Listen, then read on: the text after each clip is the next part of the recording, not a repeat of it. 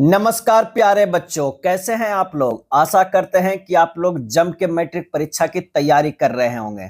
आपकी तैयारी को और बेहतर करने के लिए लेकर आए हैं हम सनबिक बिहार बोर्ड यूट्यूब चैनल, जहां आपको कराया जाएगा सभी सब्जेक्ट का ऑब्जेक्टिव प्रश्न, वो भी मैराथन क्लासेस बिल्कुल फ्री। एक ही वीडियो में एक सब्जेक्ट के सारे ऑब्जेक्टिव को पूरा खत्म किया जाएगा। अगर ऑब्जेक्टिव से डर रहे हैं तो डरना बंद कर दीजिए। और आज के वीडियो में लेकर आए हैं फिजिक्स के मैराथन ऑब्जेक्टिव एक जगह, और ऐसे याद कीजिएगा तो बिल्कुल नहीं भूलिएगा। तो आइए शुरू करते हैं विज्ञान साइंस भौतिकी फिजिक्स का वस्तुनिष्ठ प्रश्न। सबसे पहला प्रश्न है पहला चैप्टर से कि प्रकाश प्रवर्तन तथा अपवर्तन चैप्टर से, कि सूर्य से आने वाला प्रकाश पुंज निम्न में से कौन है। सूर्य से आने वाला प्रकाश पुंज निम्न में से कौन है। तो जो हमारे पास जो प्रकाश आता है वो समानांतर प्रकाश पुंज है। क्या है? समानांतर प्रकाश पुंज है। अब अभिसरित प्रकाश पुंज किसे कहते हैं?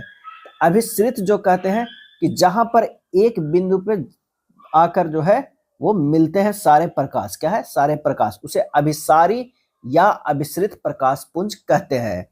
और अपसरित प्रकाश पुंज कहते हैं जहां से एक प्रकाश पुंज से कई जो है प्रकाश निकलते हैं, इसे बोलते हैं अपसारी प्रकाश किरण पुंज या अपसरित प्रकाश पुंज बोलते हैं। क्या? अपसरित प्रकाश पुंज बोलते हैं या अपसारी किरण पुंज भी बोलते हैं। चलिए अगले प्रश्न पे चलते हैं। किरणों के समूह को कहते हैं, किरणों के समूह को क्या कहते हैं? और इसका सही आंसर हमारा जो हो जाएगा वो हो जाएगा प्रकाश पुंज भी कहते हैं और किरण पुंज भी कहते हैं। ए और बी दोनों हो जाएगा। किरण पुंज क्या है? तीन तरह के होते हैं। एक अपसारी किरण पुंज, जो ये देख रहे हैं अपसारी किरण पुंज। एक अभिसारी, जहां पर जो है सभी किरण पुंज जाकर मिलते हैं एक ही बिंदु पर, उसे अभिसारी किरण पुंज कहते हैं। और एक जो होते हैं वो समानांतर किरण पुंज। क्या है? समानांतर किरण पुंज होता है। तो याद हो गया किरणों के समूह को क्या कहते हैं? प्रकाश पुंज या किरण पुंज। और सूर्य से आने वाले प्रकाश पुंज कौन है? तो वो है समानांतर किरण पुंज। क्या है? समानांतर किरण पुंज है। नेक्स्ट प्रश्न है आभासी प्रतिबिंब कैसा होता है? आभासी प्रतिबिंब जो है वो कैसा होता है? तो ये सीधा होता है। आंसर हमारा जो है बी है। आप समतल दर्पण के सामने, मिरर के सामने खड़ा होते हैं तो आपके सामने जो प्रतिबिंब बनता है वो एक तरह का आभासी बनता है। क्या है? आभासी बनता है। और सामने जो बनता है वो आभासी बनता है, और दर्पण के क्या है? पीछे बनता है। तो आभासी प्रतिबिंब कैसा होता है? सीधा होता है। नेक्स्ट प्रश्न, निम्न में से आवर्धक शीशा यानी मैग्नीफाइंग ग्लास कौन है? मैग्नीफाइंग ग्लास जो है वो कौन है? यहां पर आंसर मारिएगा उत्तल लेंस। क्या है? उत्तल लेंस मारिएगा। आवर्धक शीशा या मैग्नीफाइंग ग्लास कौन है? तो वो है उत्तल लेंस, जो छोटे वस्तु के उसके इमेज को क्या है? बड़ा कर दे। अगर कोई यहाँ पर वस्तु रखा हुआ है 2 सेंटीमीटर का, उसे देखिएगा तो थोड़ा बड़ा दिखेगा, 2 सेंटीमीटर से बड़ा, यानी वो मैग्नीफाइंग कर दिया है। तो आवर्धक शीशा बोलते हैं। तो किसे? उत्तल लेंस को बोलते हैं। नेक्स्ट है कौन सी लेंस में वास्तविक एवं आभासी दोनों प्रकार के प्रतिबिंब बनते हैं? वास्तविक और आभासी दोनों प्रकार के प्रतिबिंब बनते हैं। तो वो बनते हैं उत्तल लेंस में। किसमें? उत्तल लेंस में वास्तविक एवं आभासी दोनों बनते हैं। लेंस की फोकस दूरी, लेंस की फोकस दूरी f है एवं क्षमता p है। तो हमारा कौन सा जो है वो इक्वेशन सही होगा? इसमें देख लीजिए ऑप्शन में, फोकस दूरी f है और क्षमता जो है p है।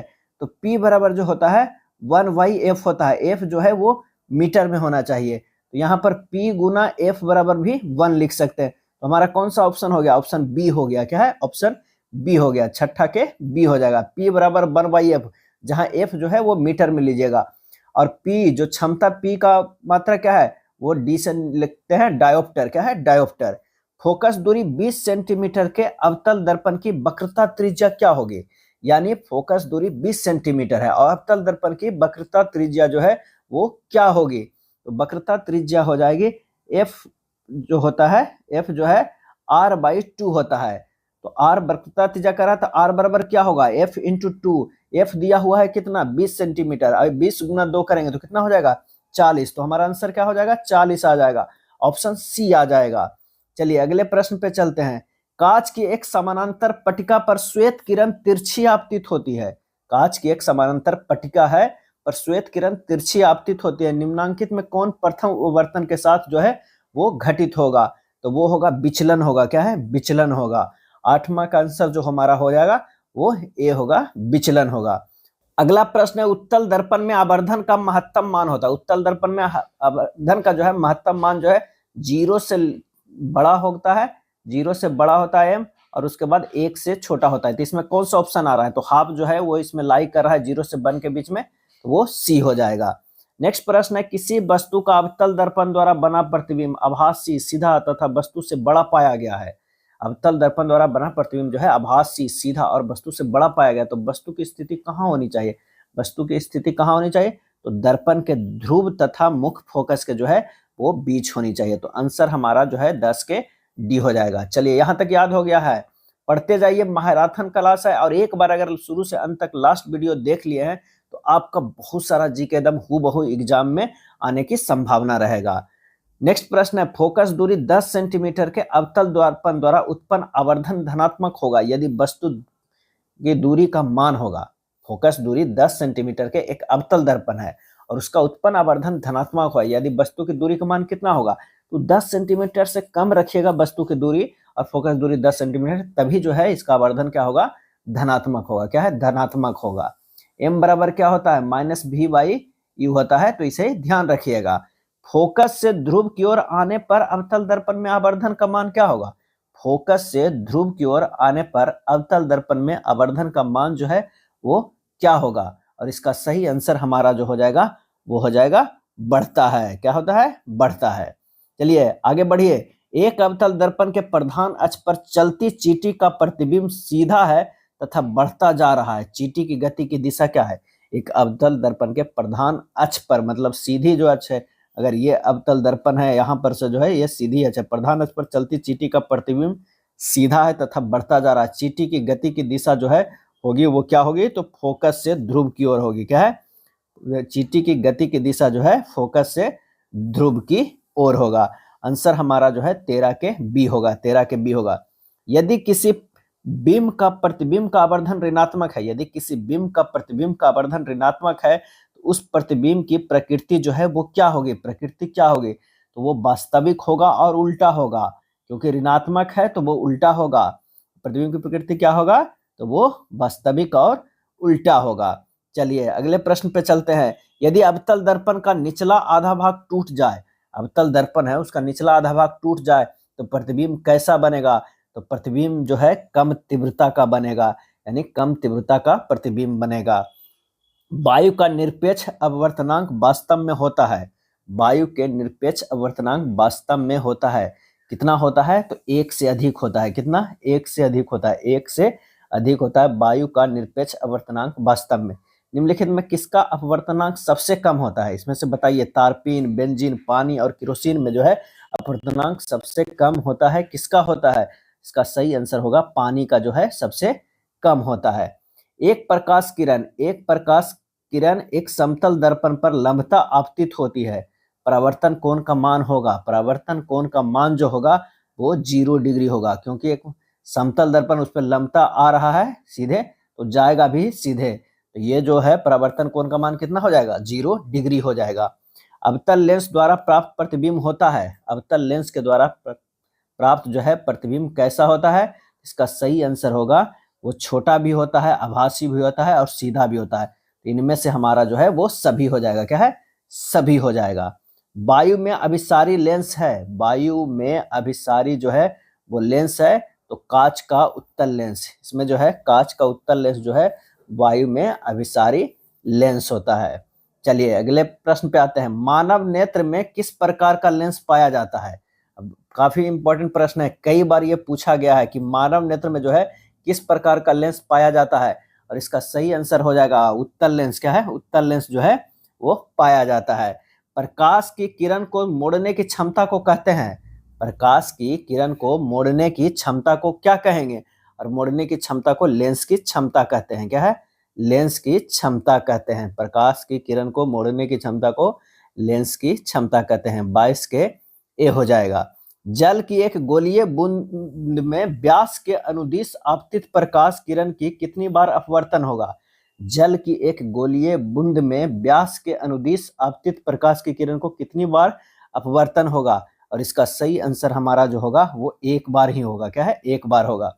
लेंस में मुख्य फोकस की संख्या होती है, लेंस में मुख्य फोकस की जो है वो संख्या होती है, तो वो 2 होती है। लेंस में मुख्य फोकस की संख्या कितनी होती है, तो वो 2 होती है। 24 के जो है वो आंसर हमारा क्या हो जाएगा, वो बी हो जाएगा। क्या है, बी हो जाएगा। समतल दर्पण द्वारा बना प्रतिबिंब होता है कैसा? समतल दर्पण पर कैसा होता है? आप सामने मिरर के खड़ा होते हैं तो प्रतिबिंब जो है वो कैसा होता है, तो वो होता है काल्पनिक। क्या है, जो है आभासी होता है, काल्पनिक होता है। समतल दर्पण द्वारा बना प्रतिबिंब काल्पनिक होता है। सरल सूक्ष्मदर्शी में किसका उपयोग होता है? अगर कोई सूक्ष्मदर्शी है, सरल सूक्ष्मदर्शी है, तो किसका उपयोग होता है? किसका उपयोग होता है, तो उत्तल लेंस का। क्या है, उत्तल लेंस का। काफी इंपॉर्टेंट है ये सब जो है वो ध्यान रखिएगा। अवतल दर्पण में आवर्धित काल्पनिक प्रतिबिंब बनाने के लिए वस्तु को कहाँ रखा जाता है? अवतल दर्पण में आवर्धित काल्पनिक प्रतिबिंब बनाने के लिए वस्तु को कहाँ रखा जाता है? और ये रखा जाता है फोकस एवं ध्रुव के बीच, फोकस एवं ध्रुव के जो है वो बीच रखा जाता है। चलिए पढ़ रहे हैं, अच्छे से पढ़ते रहिए, पूरे लास्ट तक वीडियो देखिए, आपको ऑब्जेक्टिव एक ही वीडियो में क्लियर हो जाएगा और काफी अच्छा स्कोर करके आइएगा। नेक्स्ट प्रश्न है कि किसी दर्पण की फोकस दूरी चिन्हों की परिपाटी के अनुसार ऋणात्मक मानी जाती है। किस दर्पण की फोकस दूरी चिन्हों की परिपाटी के अनुसार ऋणात्मक जो है वो मानी जाती है, तो वो है अवतल दर्पण का। क्या है, अवतल दर्पण का जो है फोकस दूरी चिन्हों की परिपाटी के अनुसार जो है ऋणात्मक हम लोग लेते हैं। किस लेंस को अपसारी लेंस कहते हैं? काफी इंपॉर्टेंट प्रश्न आ गया है। किस लेंस को अपसारी लेंस कहते हैं? तो अवतल लेंस को अपसारी लेंस कहते हैं। अवतल लेंस को जो है अपसारी लेंस कहते हैं, ये ध्यान रखिएगा। अवतल लेंस को क्या कहते हैं? अपसारी लेंस कहते हैं। एक अभिसारी किरण पुंज समतल दर्पण पर आपतित होती है, प्रवर्तित किरण पुंज होगा अभिसारी किरण पुंज। तो हम क्या बताए थे, अभिसारी किरण पुंज जो है यहाँ पर सभी चारों तरफ से आकर एक बिंदु पर प्रकाश मिल रहा है, उसे क्या बोलेंगे, तो उसे बोलेंगे अभिसारी किरण पुंज। तो समतल दर्पण पर आपतित होती है, तो प्रवर्तित किरण पुंज जो होगा वो कैसा होगा, तो वो होगा अभिसारी होगा। क्योंकि एक बार यहाँ पर से मान लिया कि यहाँ से कोई सारा किरण आ गया, अब जब यहाँ पर आया तो टकरा के फिर ये वापस यही लौट जाएगा ना, या इधर लौट जाएगा, जो वापस दूर दूर चला गया तो वो चला गया, तो अब बन गया अभिसारी। क्या है, बन गया अभिसारी, बन गया क्या है, अभिसारी बन गया। समतल दर्पण पर आपतित होते हैं, प्रवर्तित किरण पुंज जो होगा वो अभिसारी होगा। 30 के जो है वो बी हो जाएगा। नेक्स्ट है, किसी समतल दर्पण द्वारा आवर्धन होता है, किसी समतल दर्पण द्वारा आवर्धन होता है, और इसका सही आंसर हो जाएगा +1। क्या है, +1 होता है। चलिए आगे बढ़िए, अगले प्रश्न देखते हैं कि निम्नलिखित में किस दर्पण द्वारा किसी वस्तु का आभासी प्रतिबिंब मिल सकता है? निम्नलिखित में किस दर्पण द्वारा किसी वस्तु का आभासी प्रतिबिंब जो है वो मिल सकता है? और इसका सही आंसर होगा समतल दर्पण से भी, अवतल दर्पण से भी और अवतल दर्पण से, इनमें से सभी हो जाएगा। इनमें से क्या है, सभी हो जाएगा। नेक्स्ट है, आकाश का नीला रंग होना किस परिघटना का परिणाम है? काफी अच्छा प्रश्न है। आकाश का नीला रंग होना किस परिघटना का जो है वो परिणाम है? और इसका सही जवाब हो जाए प्रकीर्णन। क्या है, प्रकीर्णन जो है आंसर हो जाएगा। 33 के जो है सी हो जाएगा। प्रकाश का नीला रंग होना किस परिघटना का परिणाम है? तो वो प्रकीर्णन, प्रकीर्णन।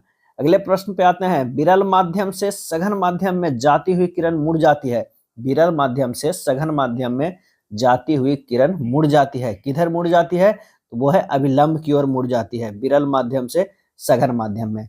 मान लिया कि जो है इधर थोड़ा कम विरल माध्यम है, इधर एकदम बहुत तेजी से भरा हुआ है, एकदम सघन है, तो यहाँ से जो ये सीधे लाइन है और यहाँ से जो ये आएगा और ये इधर की ओर मुड़ जाएगा, ये हमारा जो है ये नजदीक आ जाएगा, इसके नजदीक आ जाएगा, यानी अभिलंब की ओर मुड़ जाएगा, अभिलंब की ओर मुड़ जाएगा। और अगर मान लिया कि ये हो गया सघन और ये हो गया विरल, अगर यही उल्टा रहता, अगर मान लिया कि ये सघन रहता और ये विरल रहता, ये विरल रहता, तो हमारा जो है ये दूर चला जाता, इसके जो है ये दूर ज्यादा भाग जाता। तो आंसर हमारा ए हो जाएगा।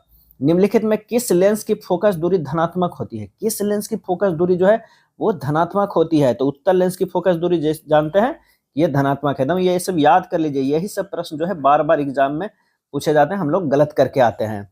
चिन्हों के निर्देशांक परिपाटी में धनात्मक फोकस दूरी होती है। धनात्मक फोकस दूरी होती है, किसकी होती है? तो उत्तल लेंस की भी होती है और उत्तल दर्पण की भी होती है, यानी ए और बी दोनों होता है। धनात्मक फोकस दूरी जो है उत्तल लेंस की भी होती है और उत्तल दर्पण की भी होती है। निर्देशांक चिन्ह परिपाटी में सभी दूरियां मापी जाती है। निर्देशांक चिन्ह परिपाटी में सभी दूरियां जो है वो मापी जाती है, कहाँ से? ध्रुव से मापी जाती है, ध्रुव से। अगर मान लिया कि यहाँ से अगर कर रहे हैं तो यहाँ जो ये है ये ध्रुव है, क्या है, ये ध्रुव है। यहीं से जो हम लोग सब दूरियां मापते हैं, इतना दूरी है, ये इतना दूरी है, ये इतना दूरी, तो कहाँ से मापते हैं, ध्रुव से। सघन माध्यम के विरल माध्यम में गमन करने पर आपतन कोण I इक्वल टू 0 और वर्तन कोण R में क्या संबंध होता है, R में क्या संबंध होता है, R ग्रेटर देन I होता है, R ग्रेटर देन जो है वो क्या होता है, I होता है। अगला है, निम्न में से कौन सा पदार्थ लेंस बनाने के लिए प्रयुक्त नहीं किया जाता, इसमें से प्रयुक्त जो है वो नहीं किया जाता है, प्रयुक्त जो है नहीं किया जाता है। जल किया जाता है जरूर, कभी कभी जल जो है देखते हैं ना कि जल लेंस की भांति बुलबुला जो है बिहेव करता है, कांच का भी प्रयोग करते हैं, प्लास्टिक का भी करते हैं, मिट्टी का नहीं करते, मिट्टी का नहीं करते, तो आंसर हमारा जो है डी हो जाएगा। एक उत्तल लेंस की क्षमता 1 डायोप्टर है, तो उस लेंस की फोकस दूरी क्या होगी, फोकस दूरी क्या होगी, तो हम बताए थे कि P बराबर डायोप्टर जो होता है 1/f होता है, तब जब ये मीटर में हो, क्या है, मीटर में हो। और अगर ये मीटर में हो, यहाँ मीटर में ऑप्शन में नहीं है, सेंटीमीटर में है, तो ये जो हो जाएगा वो कितना हो जाएगा, ऊपर को भी सेंटीमीटर में बदल दीजिए, तो ये हमारा जो होगा 100f हो जाएगा, यानी f बराबर जो हमारा आ जाएगा 100/p, p को हम 1 डायोप्टर माने हैं, यानी 100 सेंटीमीटर हो जाएगा। आंसर हमारा जो हो जाएगा 40 के कितना हो जाएगा, सी हो जाएगा 100 सेंटीमीटर। और लेंस भी ध्यान रखिएगा, उत्तल लेंस का रहा है तो पॉजिटिव वाला होगा, निगेटिव वाला नहीं होगा। ये जो रहता तो ये जो है क्या हो, उत्तल लेंस अवतल लेंस रहता, क्या है, अवतल लेंस। यहाँ तो कह रहा है उत्तल लेंस, तो ध्यान रखिएगा 100 सेंटीमीटर पॉजिटिव वाला हमें ऑप्शन लेना है, क्या है, पॉजिटिव वाला ऑप्शन लेना है। चलिए अगले प्रश्न पे आते हैं कि किसी बीम का वास्तविक तथा समान साइज का प्रतिबिंब प्राप्त करने के लिए बीम को उत्तल लेंस के सामने कहाँ रखा जाना चाहिए। किसी बीम का वास्तविक तथा समान साइज का प्रतिबिंब प्राप्त करने के लिए बीम को उत्तल लेंस के सामने कहाँ रखा जाना चाहिए, और इसका सही आंसर होगा फोकस दूरी की दुगनी दूरी पर, फोकस दूरी के जो है दुगनी दूरी पर रखिएगा उत्तल लेंस के सामने, तो जो हमारा है वो वास्तविक साइज, बीम का वास्तविक और समान साइज जो है बराबर होगा, प्रतिबिंब का साइज और वास्तविक साइज जो है बराबर होगा। किसी गोलीय दर्पण तथा किसी पतले गोलीय लेंस दोनों की फोकस दूरियां जो है -15 सेंटीमीटर है, दर्पण तथा लेंस जो है वो समता क्या होगा, किसी गोलीय दर्पण तथा किसी पतले गोलीय लेंस दोनों की फोकस दूरी -15 सेंटीमीटर, दर्पण तथा लेंस जो है वो समता कौन सा होगा, और इसका सही आंसर हो जाएगा दोनों अवतल है, क्या है, दोनों जो है वो अवतल है। प्रकाश के अपवर्तन के कितने नियम है, प्रकाश के अपवर्तन के जो है कितने नियम है, तो 2 नियम है, क्या है, 2 नियम है। प्रकाश के अपवर्तन का नियम जो है वो कितने हैं, तो 43 का आंसर जो हो जाएगा बी, 2 नियम है। प्रकाश के परावर्तन के कितने नियम है, देखिए कितने बार ये पूछा गया है प्रश्न, ये सब जो है काफी इंपॉर्टेंट है। तो प्रकाश के परावर्तन के कितने नियम है, और इसका आंसर हो जाएगा इसके भी 2 नियम है, यानी दोनों के जो है 2-2 नियम है, प्रकाश के अपवर्तन के भी 2 नियम और प्रकाश के परावर्तन के भी नियम है। सरल सूक्ष्मदर्शी में किसका उपयोग किया जाता है, इससे पहले भी प्रश्न आया था, सरल सूक्ष्मदर्शी में किसका जो है उपयोग होता है, और इसका आंसर हो जाएगा क्या है, उत्तल लेंस का, उत्तल लेंस का, ध्यान रखिएगा उत्तल लेंस का। किसी माध्यम के अपवर्तनांक का मान होता है, किसी माध्यम के अपवर्तनांक का मान होता है sin I बटा sin R, ये फार्मूला तो बस रट लीजिए, जो म्यू बराबर जो होता है वो sin I बटा sin R होता है, ये फार्मूला एकदम जुबानी कई बार किसी न किसी रूप में इधर उधर घुमा के पूछा जाएगा। अगला है, एक उत्तल लेंस होता है, एक उत्तल लेंस जो होता है किनारों की अपेक्षा बीच में मोटा होता है, एक उत्तल लेंस जो होता है किनारों के कैसा होता है, तो उत्तल लेंस जो है वो ऐसा होता है, तो ये जो है वो उत्तल लेंस हो गया, क्या है, उत्तल लेंस हो गया। और अवतल जो है कैसा होता है, तो ये अवतल लेंस होता है, ये अवतल लेंस क्या है, अवतल लेंस होता है, यानी किनारों की अपेक्षा बीच में मोटा होता है। अवतल लेंस की आवर्धन m बराबर होता है, अवतल लेंस की आवर्धन जो है m बराबर होता है, तो v/u हो जाएगा, क्या है, v/u हो जाएगा। गोलीय दर्पण के फोकसांतर एवं वक्रता त्रिज्या के बीच संबंध क्या है, गोलीय दर्पण के फोकसांतर एवं वक्रता त्रिज्या का जो है वो संबंध क्या है, इसका जो हो जाता है f बराबर r/2 या क्या हो जाएगा r बराबर 2f। तो देख लीजिए कौन सा ऑप्शन में आ रहा है, ऑप्शन ए जो है वो सही बैठ रहा है, ध्यान रखिएगा f बराबर r/2, f बराबर r/2। निर्गत किरण एवं अभिलंब के बीच के कोण को कहते हैं, निर्गत किरण एवं अभिलंब के बीच के कोण को क्या कहते हैं, इसका सही आंसर हमारा जो होगा निर्गत कोण कहते हैं। क्या है? निर्गत कोण कहते हैं। हम लोग 50 प्रश्न देख लिए होंगे, लग रहा होगा कि एकदम 50 में 50 याद हो गया। इसी तरह पूरे बुक को एकदम खत्म करेंगे। फिजिक्स का जितना भी ऑब्जेक्टिव है ना, वो सारे जो हम आपको सामने रख देंगे। अब बस 2-3 बार इस वीडियो को देख लीजिए और एग्जाम में जाइए, हूबहू यही प्रश्न लगभग पूछे जाएंगे। लगभग 500 प्रश्न है इस वीडियो में, और 500 प्रश्न काफी होता है। बस एग्जाम में आएगा, बस पूरे छाप दीजिएगा। नेक्स्ट है, 1 मीटर फोकस दूरी वाले उत्तल लेंस की क्षमता होती है। 1 मीटर फोकस दूरी वाले उत्तल लेंस की क्षमता जो होती है, एक डायोप्टर होती है, 1D होता है, क्योंकि P बराबर होता है 1/f। f जो है वो मीटर में होता है, तो हमारा आंसर आ जाएगा 51 के B हो जाएगा। किसी अवतल दर्पण द्वारा काल्पनिक, सीधा तथा आवर्धित प्रतिबिंब बनता है जब वस्तु स्थित होती है। किसी अवतल दर्पण द्वारा काल्पनिक, सीधा तथा आवर्धित प्रतिबिंब बनता है जब वस्तु जो है स्थिति होती है। इसका सही आंसर 52 के जो हमारा हो जाएगा, हो जाएगा ये दर्पण तथा उसके फोकस के बीच की। क्या है? दर्पण तथा उसके फोकस के बीच का। किसी दर्पण द्वारा प्रतिबिंब सीधा एवं छोटा होता है। किसी दर्पण द्वारा प्रतिबिंब, यानी किस दर्पण द्वारा प्रतिबिंब सीधा एवं छोटा होता है? इसका आंसर हो जाएगा उत्तल दर्पण में जो प्रतिबिंब होगा सीधा होगा और छोटा होगा। क्या है? छोटा होगा। साइड मिरर, क्या है? देखते हैं ना, साइड मिरर जो बाइक उक चलाते रहते हैं उसमें लगा हुआ रहता है, उसमें उत्तल दर्पण ही लगा रहता है। क्या है? उत्तल दर्पण ही लगा रहता है। अवतल दर्पण, अवतल दर्पण है क्या है? तो इसका सही आंसर हमारा जो हो जाएगा वो है अभिसारी। क्या है? अभिसारी। अवतल दर्पण का प्रयोग कहाँ किया जाता है? तो दाढ़ी बनाने में। क्या है? दाढ़ी बनाने में जो है किया जाता है, ताकि जो हमारा बाल है वो बड़ा बड़ा दिखे। तो अवतल दर्पण है अभिसारी। क्या है? अभिसारी। अभिसारी जो है वो उत्तल दर्पण है। क्या है? उत्तल दर्पण है। उत्तल दर्पण से बना प्रतिबिंब कैसा होता है? उत्तल दर्पण से बना प्रतिबिंब जो है काल्पनिक एवं छोटा होता है। क्या है? काल्पनिक एवं छोटा होता है। निम्नलिखित में किस दर्पण द्वारा किसी वस्तु का वास्तविक प्रतिबिंब प्राप्त किया जा सकता है? किस दर्पण द्वारा किसी वस्तु का वास्तविक प्रतिबिंब प्राप्त किया जा सकता है? और वो प्राप्त किया जा सकता है अवतल दर्पण द्वारा। क्या है? अवतल दर्पण द्वारा वस्तु का वास्तविक प्रतिबिंब प्राप्त किया जा सकता है। ये सब पूरे जो है याद कीजिएगा, क्योंकि काफी कंफ्यूजन रहता है कि किसमें वास्तविक है, किसमें काल्पनिक है, किसमें छोटा होगा, किसमें बड़ा होगा, कौन अभिसारी दर्पण है, कौन अपसारी दर्पण है। यही 4-5 कॉन्सेप्ट है जिसे आपको जो है वो याद करना है। निम्नलिखित में किसमें बड़ा और वास्तविक प्रतिबिंब बनता है? बड़ा बने और वास्तविक बने तो वो अवतल दर्पण में बनता है। क्या है? अवतल दर्पण में बनता है, ताकि हम दाढ़ी बनाने के समय जो है उपयोग करते हैं वो अवतल दर्पण का। समतल दर्पण द्वारा बना प्रतिबिंब हमेशा जो है वो क्या होगा? वो काल्पनिक होता है। क्या है? काल्पनिक होता है, और वो भी सीधा होता है। काल्पनिक होता है और सीधा होता है, और वस्तु के बराबर होता है। जितना बड़ा वस्तु है उतना बड़ा समतल दर्पण में प्रतिबिंब बनेगा। किसी वस्तु का आवर्धित प्रतिबिंब बनता है। किसी वस्तु का आवर्धित प्रतिबिंब बनता है, और इसका सही आंसर हो जाएगा अवतल दर्पण से। क्या है? आवर्धित मतलब बड़ा, आवर्धित मतलब जो है वो हो जाएगा, क्या हो जाएगा? बड़ा प्रतिबिंब बनता है। तो अवतल दर्पण में ही बढ़ता है, क्योंकि दाढ़ी बनाने के समय हम लोग जो उपयोग करते हैं, ताकि दाढ़ी जो है हमारा बड़ा बड़ा दिखे कि हाँ कटा है कि नहीं कटा है, अच्छे से हम पता करते हैं।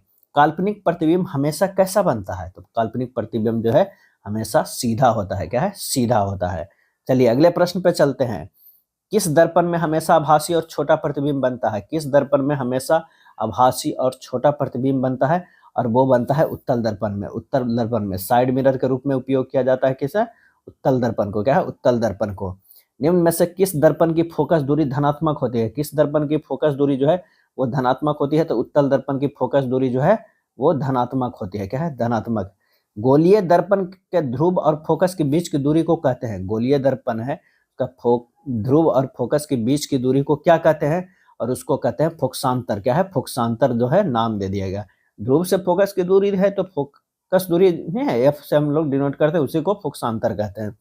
वक्रता त्रिज्या आर एवं फोकस दूरी से संबंध क्या है? एफ बराबर जो है r/2 होता है। आप देख लीजिए इसमें से कौन सा ऑप्शन जो है सही बैठ रहा है। तो ये हमारा जो है 64 के ए हमारा सही हो रहा है। हजामत बनाने के लिए उपयोग किया जाता है। आ गया, देखिए कितनी बार पूछा, यानी दाढ़ी बनाने के लिए हमेशा प्रयोग किया जाता है। कितनी बार हम बोले हैं कि अवतल दर्पण का प्रयोग किया जाता है। क्या है? अवतल दर्पण का प्रयोग किया जाता है। सोलर कुकर में प्रयोग किया जाता है। सोलर कुकर में प्रयोग किया जाता है, यानी खाना बनाने के समय जो है प्रयोग किया जाता है। कौन सा? तो वो है अवतल दर्पण का। क्या है? अवतल दर्पण का प्रयोग किया जाता है। सर्च लाइट की परावर्तक सतह होती है। सर्च लाइट की परावर्तक सतह कैसी होती है? तो वो होती है अवतल दर्पण की। क्या है? अवतल दर्पण की होती है। रोगियों के नाक, कान, गले आदि की जांच के लिए डॉक्टर प्रयोग करते हैं। अब नाक, कान, गले आदि की जांच करेंगे तो कौन सा प्रयोग करेंगे? तो इसका सही आंसर हमारा जो हो जाएगा वो है अवतल दर्पण का। क्या है? अवतल दर्पण का जो है वो प्रयोग करेंगे। पानी में डूबे एक उत्तल लेंस की फोकस दूरी हवा में इसकी फोकस दूरी की अपेक्षा, पानी में डूबे एक उत्तल लेंस की फोकस दूरी हवा में इसकी फोकस दूरी की अपेक्षा जो है वो कैसा होगा? तो वो होगा कम होती है। फोकस दूरी की अपेक्षा कम होती है। उत्तल लेंस में बना प्रतिबिंब होता है, उत्तल लेंस में बना प्रतिबिंब होता है। कैसा होता है? वास्तविक और उल्टा होता है। क्या है? वास्तविक और उल्टा होता है। उत्तल लेंस द्वारा काल्पनिक प्रतिबिंब बनता है जब बीम कैसा होता है? तो जब बीम जो है फोकसांतर से कम दूरी पर अगर रहेगा तो काल्पनिक प्रतिबिंब बनेगा। लेंस की क्षमता होती है, लेंस की क्षमता होती है फोकस दूरी के व्युत्क्रम होती है, फोकस दूरी की व्युत्क्रम होती है। P बराबर जो होता है 1/f होता है। F अगर मीटर में हो, P का डिनोट करते हैं D से डायोप्टर। उत्तल लेंस में जब बीम F और 2F के बीच रखा जाता है तब बना प्रतिबिंब जो है वो कैसा होता है? बड़ा और वास्तविक, बड़ा और वास्तविक। दो वक्रीय पृष्ठों से घिरे ठोस माध्यम को कहते हैं, दो वक्रीय पृष्ठ से घिरे ठोस माध्यम को क्या कहते हैं? तो वो गोलीय लेंस कहते हैं। क्या है? गोलीय लेंस कहते हैं। किस लेंस का उपयोग एक दीर्घ दृष्टि दोष को संशोधित किया जाता है? काफी इंपॉर्टेंट है। दीर्घ दृष्टि दोष को दूर करने के लिए किस लेंस का प्रयोग जो है हम लोग करते हैं? तो यह है उत्तल लेंस को। क्या है? उत्तल लेंस को। अगर निकट दृष्टि दोष होता तो अवतल लेंस को क्या है? अवतल लेंस का जो है उपयोग किया जाता है। चलिए यहाँ तक तो लगभग आपको याद हो गया होगा। इसे 2-3 बार देखिए, आपको पूरे याद हो जाएगा और काफी फायदा करेगा एग्जाम में। नई कार्तीय चिन्ह परिपाटी के अनुसार दर्पण के सामने रखे गए बीम की दूरी ली जाती है। नई कार्तीय चिन्ह परिपाटी के अनुसार दर्पण के सामने रखे गए बीम की दूरी ली जाती है और इसका आंसर हो जाएगा ऋणात्मक। क्या है? ऋणात्मक ली जाती है। प्रत्येक लेंस के दो वक्रता केंद्र होते हैं, क्योंकि क्यों होते हैं वक्रता केंद्र दोनों भाई? तो लेंस के दो वक्र सतहें होती हैं। क्या है? दो वक्र सतह होती है। ये जो है देखिए, एक सतह ये हो गया, एक सतह जो है ये हो गया। गोलीय लेंस के लिए फोकस दूरी f, वस्तु की दूरी u और प्रतिबिंब भी है से संबंध है। तो लेंस का फार्मूला तो एकदम याद कर लीजिए, एकदम रट जाइए इस पे, एकदम जैसे ही देखिए और एकदम देखते के साथ जो है लगेगा क्या इसके तो पूरे याद है हमें। तो जहां वाला माइनस में चिन्हा हुआ बीच में, वही हमारा जो है वो लेंस का फार्मूला होता है। दर्पण का 1/v प्लस 1/u बराबर 1/f होता है। लेकिन अगर लेंस की बात करें, लेंस की, तो 1/v माइनस 1/u बराबर 1/f होता है। तो ये एकदम रट जाइए, रट जाइए। एक अवतल दर्पण की फोकस दूरी 10 सेंटीमीटर है, उसकी वक्रता त्रिज्या कितनी होगी? तो फोकस दूरी जो है 10 सेंटीमीटर है तो वक्रता त्रिज्या उसकी दुगनी होगी, यानी 20 सेंटीमीटर। 79 के जो है वो b हो जाएगा। निम्नलिखित में से किस वस्तु का वास्तविक प्रतिबिंब कौन बना सकता है? निम्नलिखित में से किसी वस्तु का वास्तविक प्रतिबिंब कौन बना सकता है? और इसका सही आंसर हो जाएगा उत्तल लेंस। उत्तल लेंस जो है वास्तविक प्रतिबिंब बनाता है। उत्तल लेंस द्वारा आवर्धित काल्पनिक प्रतिबिंब तब बनता है जब वस्तु कहाँ रहती है? जब फोकस और लेंस के बीच रहेगी तो काल्पनिक बनेगी। क्या है? जब वस्तु जो है वो फोकस और लेंस के बीच में रहेगा। मान लें कि ये ध्रुव लेंस है और ये एफ है, तो इन दोनों के जो बीच में रहेगा तब क्या बनेगा? काल्पनिक प्रतिबिंब बनेगा।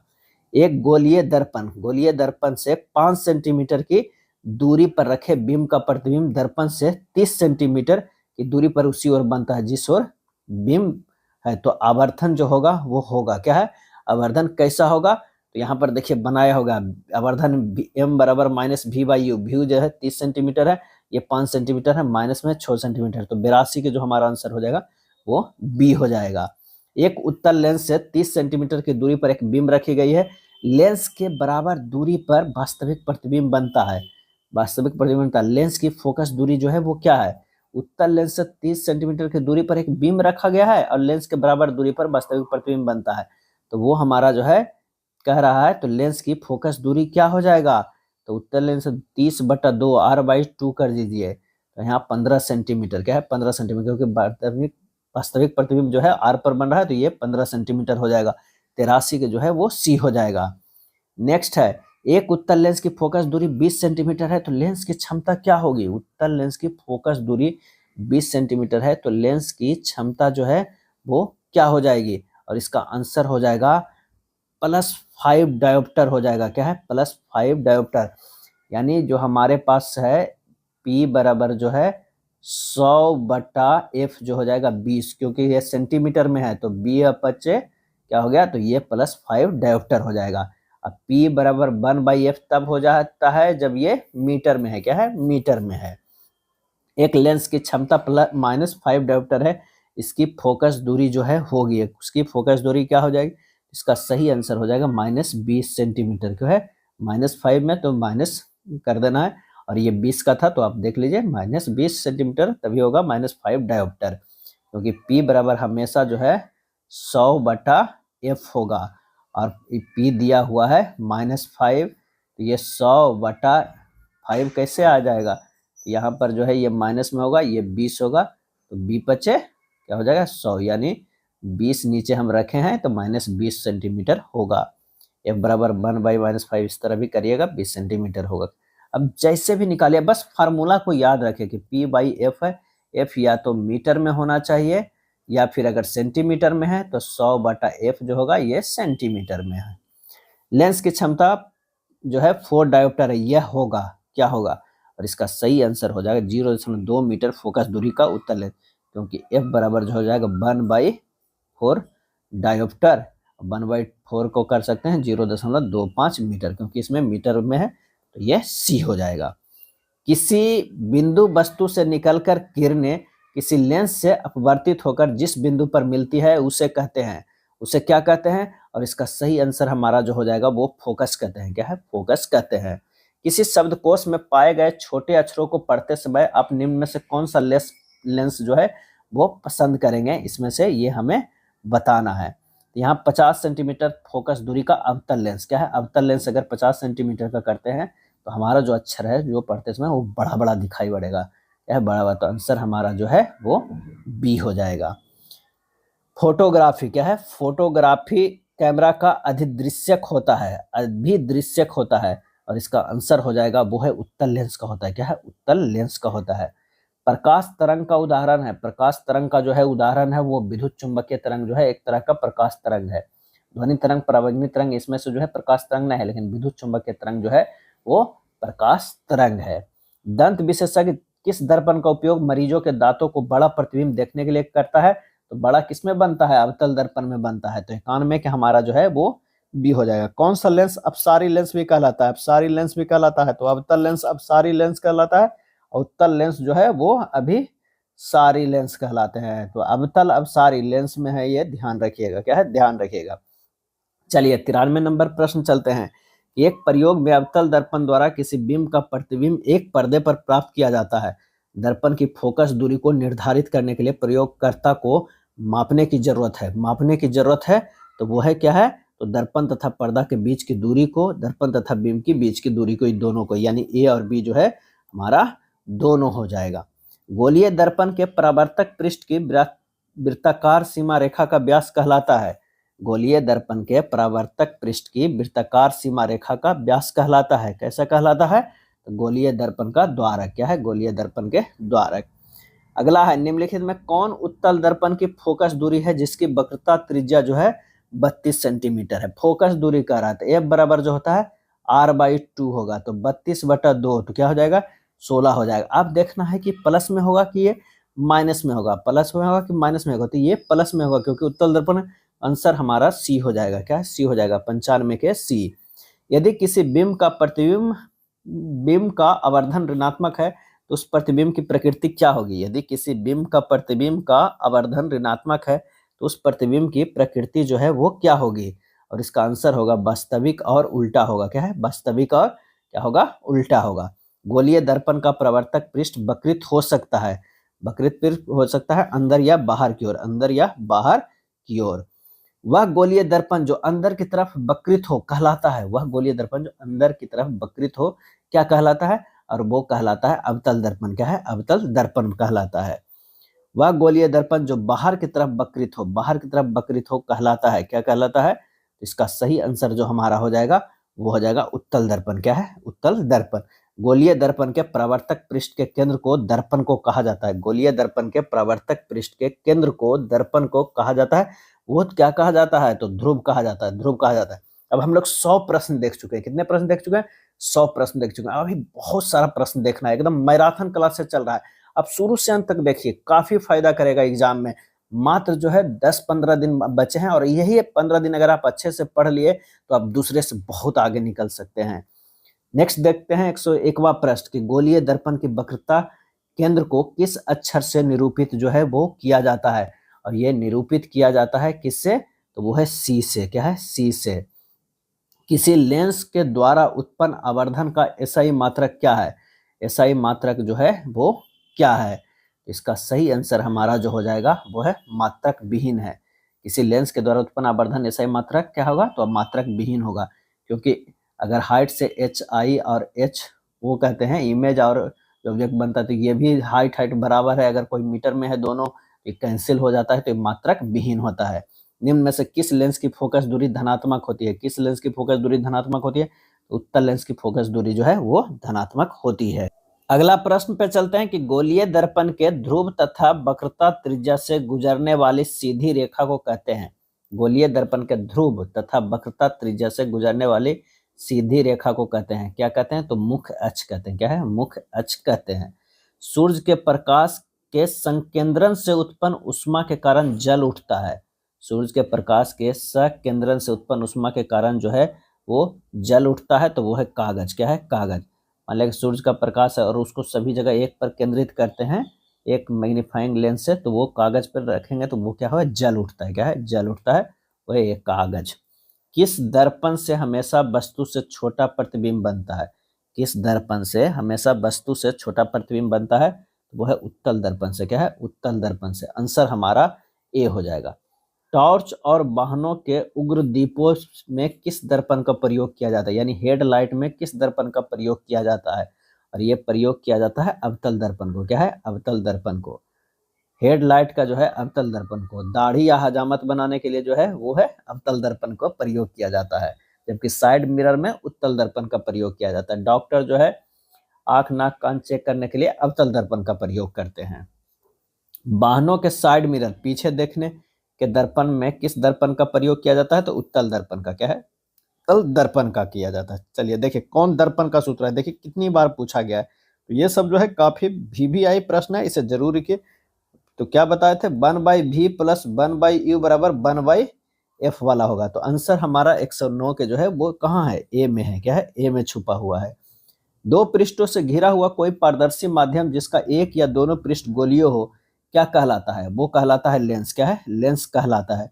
उत्तल लेंस को कहते हैं, उत्तल लेंस को क्या कहते हैं, अभिसारी लेंस कहते हैं, अभिसारी लेंस कहते हैं उत्तल लेंस को, अभिसारी लेंस। और अवतल लेंस को जो है वो कहते हैं वो अपसारी लेंस। क्या है, अपसारी लेंस जो है वो कहते हैं।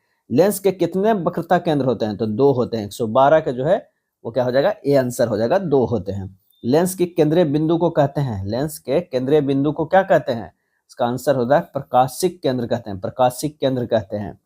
जब किसी लेंस पर समानांतर किरणें आपतित होती है तो क्या होता है, जब किसी लेंस पर समानांतर किरणें आपतित होती है तो क्या होता है, और इसका आंसर हो जाएगा कि कागज सुलगने लगता है, धुआं उत्पन्न होने लगता है। क्या है, तो हमारा आंसर जो होगा ए और बी दोनों हो जाएगा। लेंस में कितने फोकस होते हैं, लेंस में कितने फोकस होते हैं, और इसका सही आंसर हमारा हो जाएगा वो है 2 फोकस होते हैं। क्या है, 2 होते हैं। लेंस की क्षमता का ऐसा ही मात्रक क्या होता है, तो डायोप्टर, डायोप्टर, डायोप्टर। P बराबर जो होता है 1/f, P को जो है D से F जो है वो मीटर में हो जाएगा। क्या है, मीटर में। उत्तल लेंस की क्षमता होती है, उत्तल लेंस की क्षमता जो है हमेशा धनात्मक होती है। क्या है, धनात्मक। लेंस की क्षमता धनात्मक होती है। अवतल लेंस की क्षमता होती है, कैसी होती है, तो वो होती है ऋणात्मक। क्या है, ऋणात्मक। प्रकाश गमन करता है, प्रकाश जो है वो गमन करता है, सीधी रेखा में गमन करता है, वो आड़े तिरछे नहीं गमन करता है, वो सीधे गमन करेगा, इस तरह का। क्या है, इस तरह का सीधे गमन करेगा।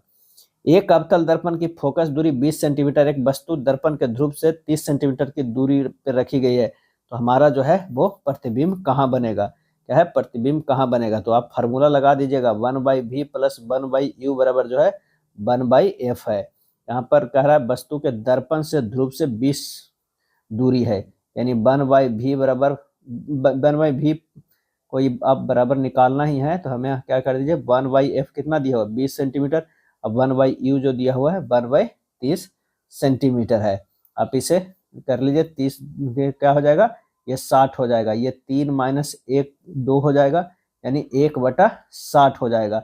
यानी भी बराबर जो हो जाएगा हमारा क्या है 60 सेंटीमीटर हो जाएगा। तो 120 के जो हमारा आंसर आ जाएगा वो कितना आ जाएगा, तो दर्पण से 60 सेंटीमीटर के दूरी पर वस्तु की ही ओर हो जाएगा, ए हो जाएगा।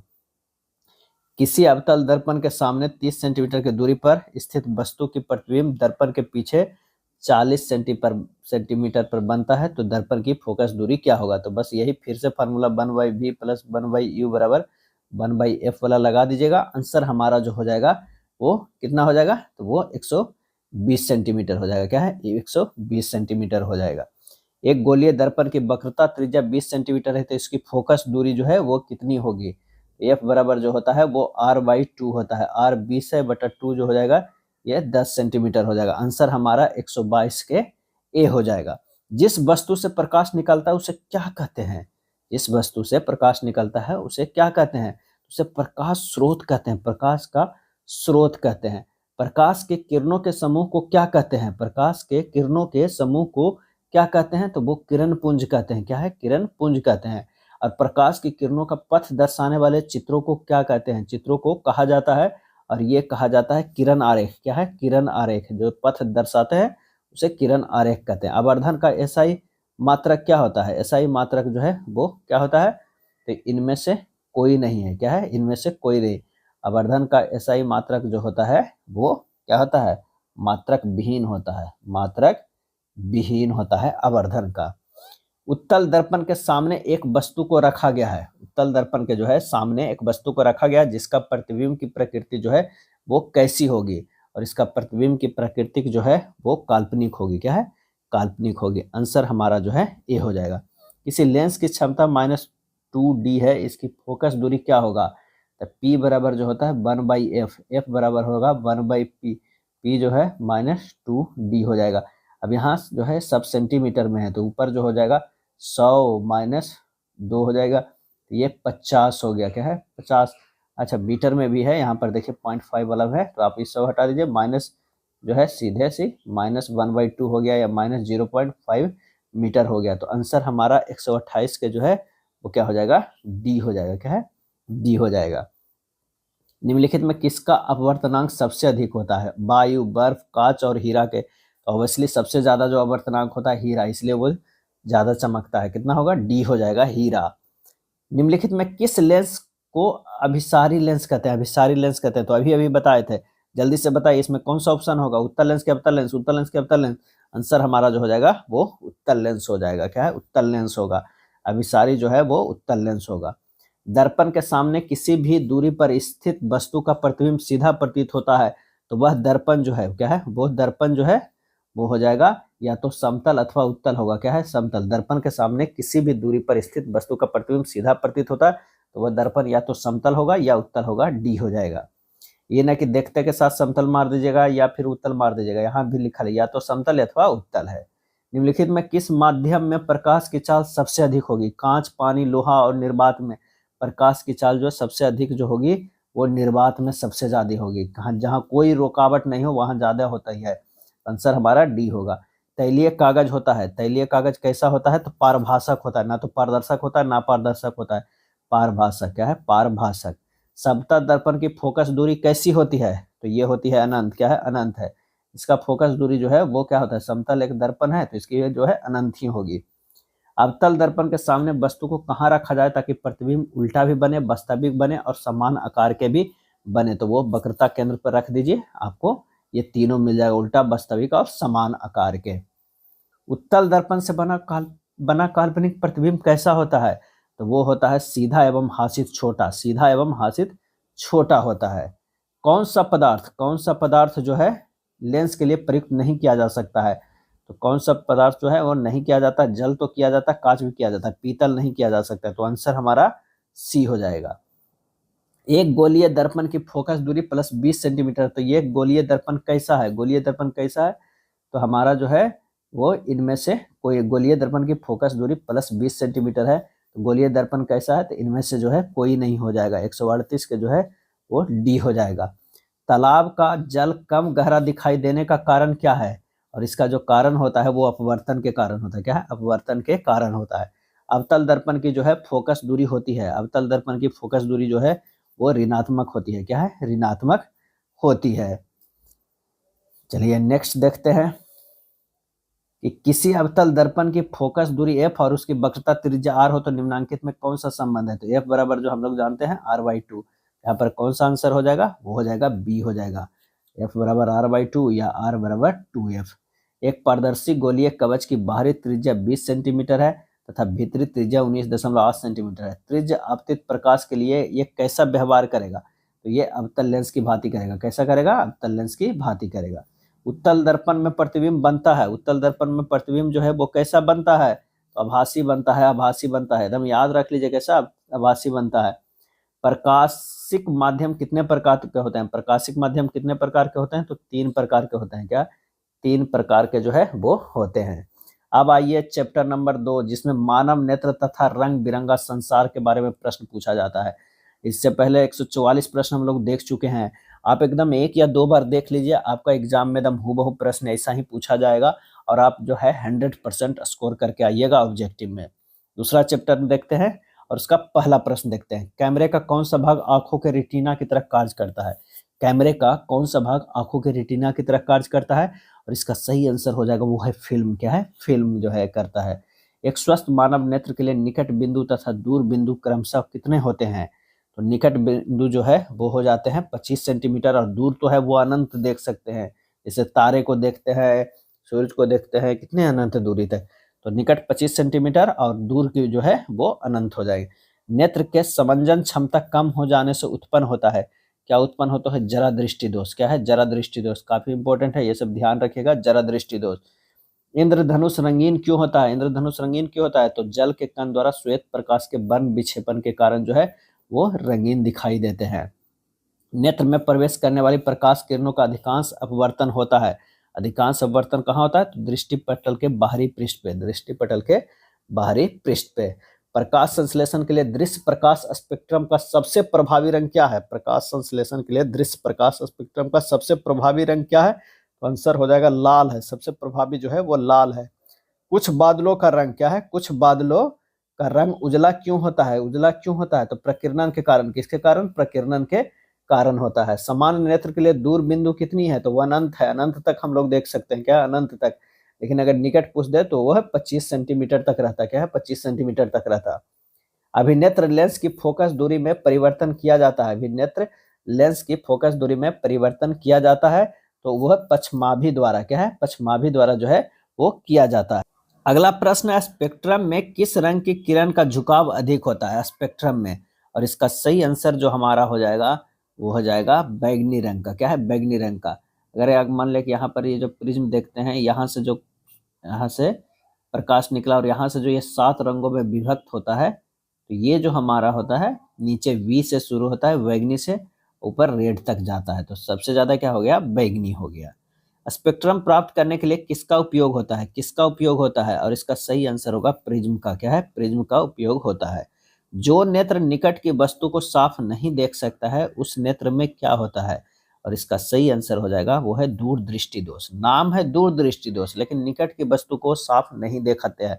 इसके लिए हमें उत्तल लेंस का प्रयोग करते हैं। क्या है, उत्तल लेंस का प्रयोग जो है किया जाता है। अगला है मानव नेत्र में। क्या है, मानव नेत्र में है वो है उत्तल लेंस होता है। क्या है, उत्तल लेंस होता है, मानव नेत्र उत्तल लेंस होता है। बस आप जो है इस ऑब्जेक्टिव को वीडियो देखते जाइए और उससे जो है ध्यान से जो है पढ़ते जाइए, आपका एग्जाम में काफी अच्छा स्कोर हो जाएगा। बस आप इसे 1 या 2 बार देख लीजिए, और जिस दिन एग्जाम रहेगा उसके 1 रात पहले अगर आप देख के जाते हैं तो आपका तो 100% स्कोर कोई नहीं रोक पाएगा। चलिए अगले प्रश्न पे चलते हैं। मानव नेत्र वस्तु का प्रतिबिंब निम्न में से किस भाग पर बनता है, तो किस भाग पे बनता है, तो ये बनता है रेटिना पर, जिसको परितारिका कहते हैं, रेटिना पर बनता है। और कॉर्निया को जो है दान किया जाता है। अगर हम नेत्र दान करेंगे ना तो कॉर्निया को दान किया जाएगा।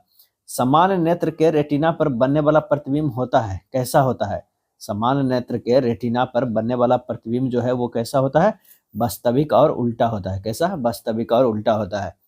टिंडल प्रभाव, टिंडल प्रभाव प्रकाश की कौन सी परिघटना को प्रदर्शित जो है करता है, तो वो करता है प्रकाश का प्रकीर्णन, प्रकाश का प्रकीर्णन। दूरदृष्टि दोष वाली आंख साफ साफ देख सकती है, दूरदृष्टि दोष वाली आंख जो है साफ साफ देख सकती है दूर की वस्तुओं की। क्या है, दूर की वस्तुओं की। क्योंकि दूर दृष्टि वालों को निकट की वस्तु नहीं दिखती है, निकट की वस्तु नहीं दिखती है। निकट दृष्टि दोष वाला व्यक्ति देख सकता है, क्या देख सकता है? निकट की वस्तु को अच्छी तरह से देख सकता है। जो चीज को देख सकता है उसी का नाम पे है, ये ध्यान रखिएगा। निकट दृष्टि दोष है यानी निकट का दोष है, नहीं, निकट की वस्तु को अच्छी तरह से देखता है, दूर की वस्तु को नहीं देखता। नाम क्या रख दिया? निकट दृष्टि दोष। आंख से अंधा है और नाम नयन सुख रख दिया गया है। उसी तरह इसमें उल्टा है, ध्यान रखिएगा। नेत्र द्वारा किसी वस्तु को का कैसा प्रतिबिंब बनता है? नेत्र द्वारा किसी वस्तु का कैसा प्रतिबिंब बनता है? काफी जो है VVI प्रश्न है और इसका आंसर हो जाएगा वास्तविक बनता है, उल्टा बनता है और छोटा बनता है। वास्तविक बनता है, उल्टा बनता है और छोटा बनता है। और उल्टा बनता है तो दिमाग जो है उसको सीधा पढ़ लेता है। आंख व्यवहार करती है, आंख व्यवहार करती है उत्तल लेंस की तरह। कैसा व्यवहार करती है? उत्तल लेंस की तरह व्यवहार करती है। समान आंख के लिए स्पष्ट दर्शन की न्यूनतम दूरी जो है वो 25 सेंटीमीटर है। क्या 25 सेंटीमीटर? ये तो प्रश्न कई बार पूछा गया और कभी भी पूछा जा सकता है। आप मैट्रिक में, इंटर में रहिए या फिर कोई भी कंपटीशन का एग्जाम दीजिए, उसमें भी कभी कभी पूछा जा सकता है। तो ये एकदम याद रखिए 25 सेंटीमीटर। किस दृष्टि दोष के निवारण के लिए अवतल लेंस का प्रयोग होता है? अवतल लेंस का तो निकट दृष्टि दोष क्या है? निकट दृष्टि दोष का होता है। और दीर्घ दृष्टि दोष में जो है उत्तल लेंस का क्या है? उत्तल लेंस का प्रयोग होता है। तरंग दैर्घ्य को समानता व्यक्त किया जाता है। तरंग दैर्घ्य को समानता व्यक्त किया जाता है किसमें? मीटर में। क्या है? मीटर में। निकट दृष्टि दोष में किस लेंस का प्रयोग किया जाता है? तो यह है अवतल लेंस का। देखिए कितनी बार ये पूछा गया है। अवतल लेंस का जो है प्रयोग किया जाता है। उत्तल लेंस का जो है वो दूर दृष्टि दोष में। क्या है? दूर दृष्टि दोष में। जरा दृष्टि दोष को दूर करने का काम में लाया गया लेंस कौन सा है? जरा दृष्टि दोष। क्या है? जरा दृष्टि दोष। तो यह है बाइफोकल लेंस। क्या है? बाइफोकल लेंस जो प्रयोग किया जाता है जरा दृष्टि दोष में, जरा दृष्टि दोष में। श्वेत प्रकाश में कितने वर्ण होते हैं? श्वेत प्रकाश में जो है कितने वर्ण होते हैं? तो 7 होता है श्वेत प्रकाश में। यही जो श्वेत प्रकाश है, श्वेत प्रकाश जो है वो प्रिज्म से होकर गुजरता है, ये 7 रंगों में जो है वो विभक्त हो जाता है। क्या है? विभक्त हो जाता है, वो है 7। श्वेत प्रकाश की किरण जब किसी प्रिज्म से होकर गुजरती है तब जो वर्ण सबसे अधिक विचलित होता है वो कैसा है? बताए थे बैगनी सबसे ज्यादा होता है, सबसे कम जो है वो क्या होता है? लाल होता है। क्या है? सबसे कम जो है लाल होता है। श्वेत प्रकाश जब एक प्रिज्म से होकर गुजरता है तो जो वर्ण सबसे कम विचलित होता है वो कौन है? लाल है। देखिए प्रश्न अगला ही पूछ दिया गया कि लाल है, सबसे कम लाल, सबसे ज्यादा बैगनी। और याद रखिएगा बैजानी पिनाला, बैजानी पिनाला, बैगनी, जामुनी, नीला, हरा, पीला, नारंगी और लाल। ये याद रखिएगा बैजानी पिनाला। प्रिज्म के भीतर से होकर गुजरने पर श्वेत प्रकाश के अपने विभिन्न घटकों में विभाजन को कहते हैं। प्रकाश का क्या बोलते हैं? विभाजन हो रहा है क्या? तो वर्ण विक्षेपण कहते हैं। क्या है? वर्ण विक्षेपण। प्रकाश के किस वर्ण के लिए तरंग दैर्घ्य अधिकतम होती है? तरंग दैर्घ्य जो है अधिकतम तो है वो लाल का तरंग दैर्घ्य जो है वो अधिकतम होती है।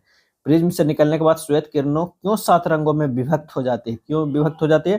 तो सूर्य का श्वेत प्रकाश 7 रंगों का मिश्रण है। जो सूर्य का श्वेत प्रकाश है वो 7 रंगों में जो है वो विभक्त है।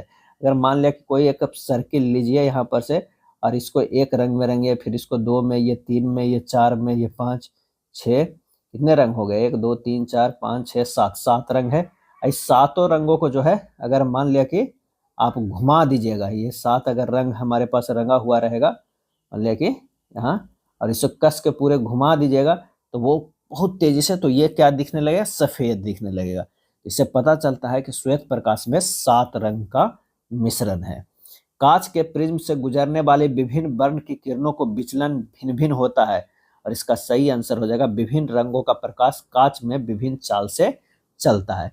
प्रिज्म से गुजरने पर सूर्य के प्रकाश की किरणें विभिन्न वर्णों में बट जाती है, क्योंकि जो है विभिन्न रंगों की किरणों का विचलन भिन्न होता है। विभिन्न रंगों के किरणों का विचलन जो है वो भिन्न होता है।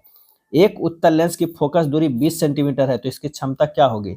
एक उत्तल लेंस की फोकस दूरी 20 सेंटीमीटर है तो इसकी क्षमता जो है वो क्या होगी? तो यह होगी, इनमें से कोई नहीं होगा। क्या है?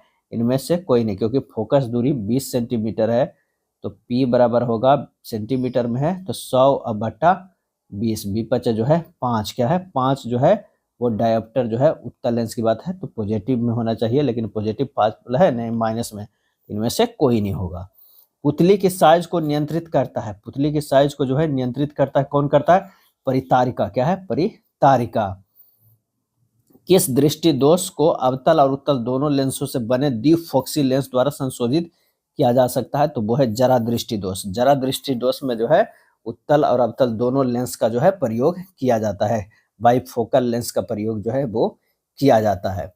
अगला प्रश्न है कि नेत्र में प्रवेश करने वाली प्रकाश किरणों का अधिकांश अपवर्तन होता है, जो है अधिकांश अपवर्तन होता है।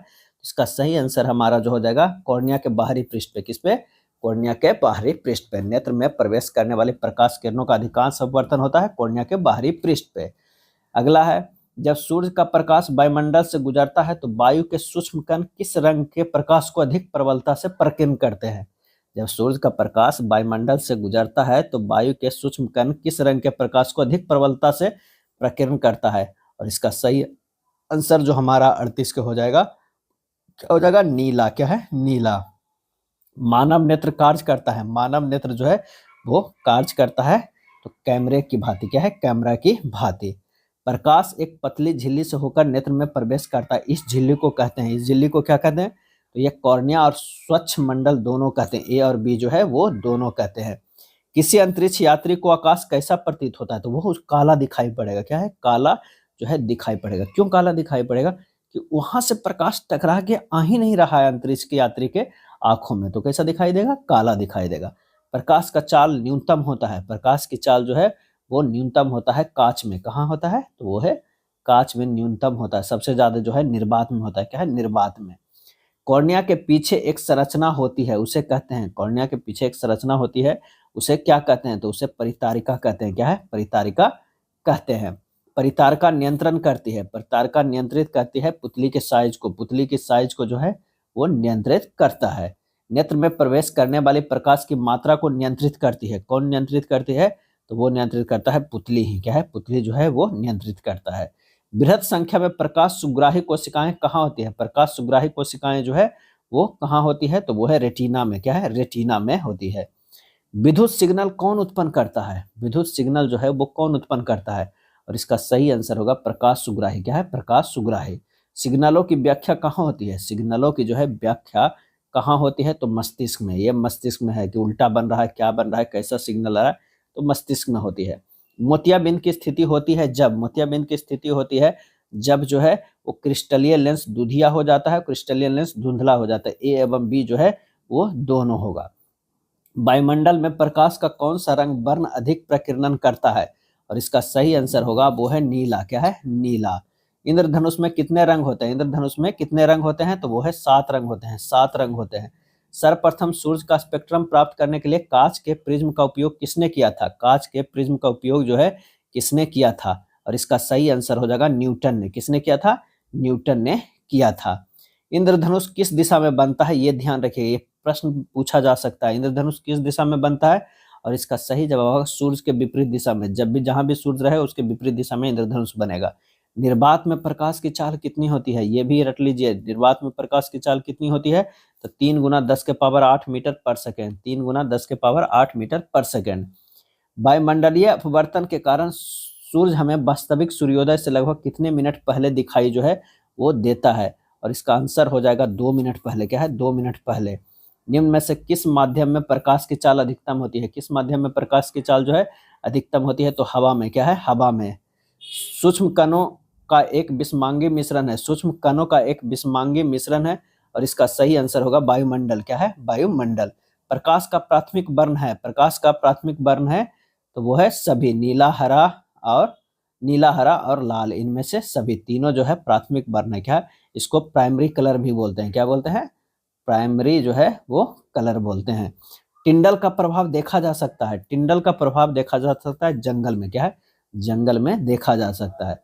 वायुमंडल नहीं होता तो आकाश कैसा प्रतीत होता? अगर वायुमंडल नहीं होता तो आकाश जो है वो काला प्रतीत होता। क्या है? काला प्रतीत होता। तो 60 के जो है वो बी होगा। क्या? बी होगा, क्योंकि आकाश वहां देखिए जब अंतरिक्ष यात्री है उसे काला क्यों दिखाई पड़ता है आकाश?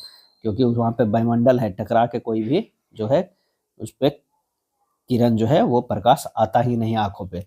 अत्यधिक ऊंचाई पर उड़ते हुए यात्रियों को आकाश कैसा प्रतीत होता है? और इसका आंसर हो जाएगा काला प्रतीत होता है। खतरे के संकेत का प्रकाश किस रंग का होता है? तो लाल रंग के। क्या है? लाल रंग के जो है वो खतरे का निशान है, लाल रंग जो है वो खतरे का निशान है। सूर्योदय या सूर्यास्त के समय आकाश कैसा दिखाई देता है? कैसा दिखाई देता है? तो वो है लाल रक्ताभ, लाल या रक्ताभ जो है वो दिखाता है, रक्त जैसा। दोपहर के समय सूर्य कैसा प्रतीत होता है? दोपहर के समय जो है वो श्वेत दिखाई पड़ता है। क्या है? श्वेत दिखाई पड़ता है। किसी माध्यम में छोटे छोटे कणों के निलंबन को कहा जाता है। किसी माध्यम में छोटे छोटे कणों के निलंबन को जो है वो कहा जाता है। और इसका सही आंसर हमारा जो हो जाएगा वो है कोलाइड। क्या है? कोलाइड कहा जाता है। किसी कोलाइडीय विलयन में निलंबित कणों से प्रकाश के प्रकीर्णन को कहा जाता है। क्या कहा जाता है? तो वो कहा जाता है टिड्डल का प्रभाव। क्या है? टिड्डल का प्रभाव।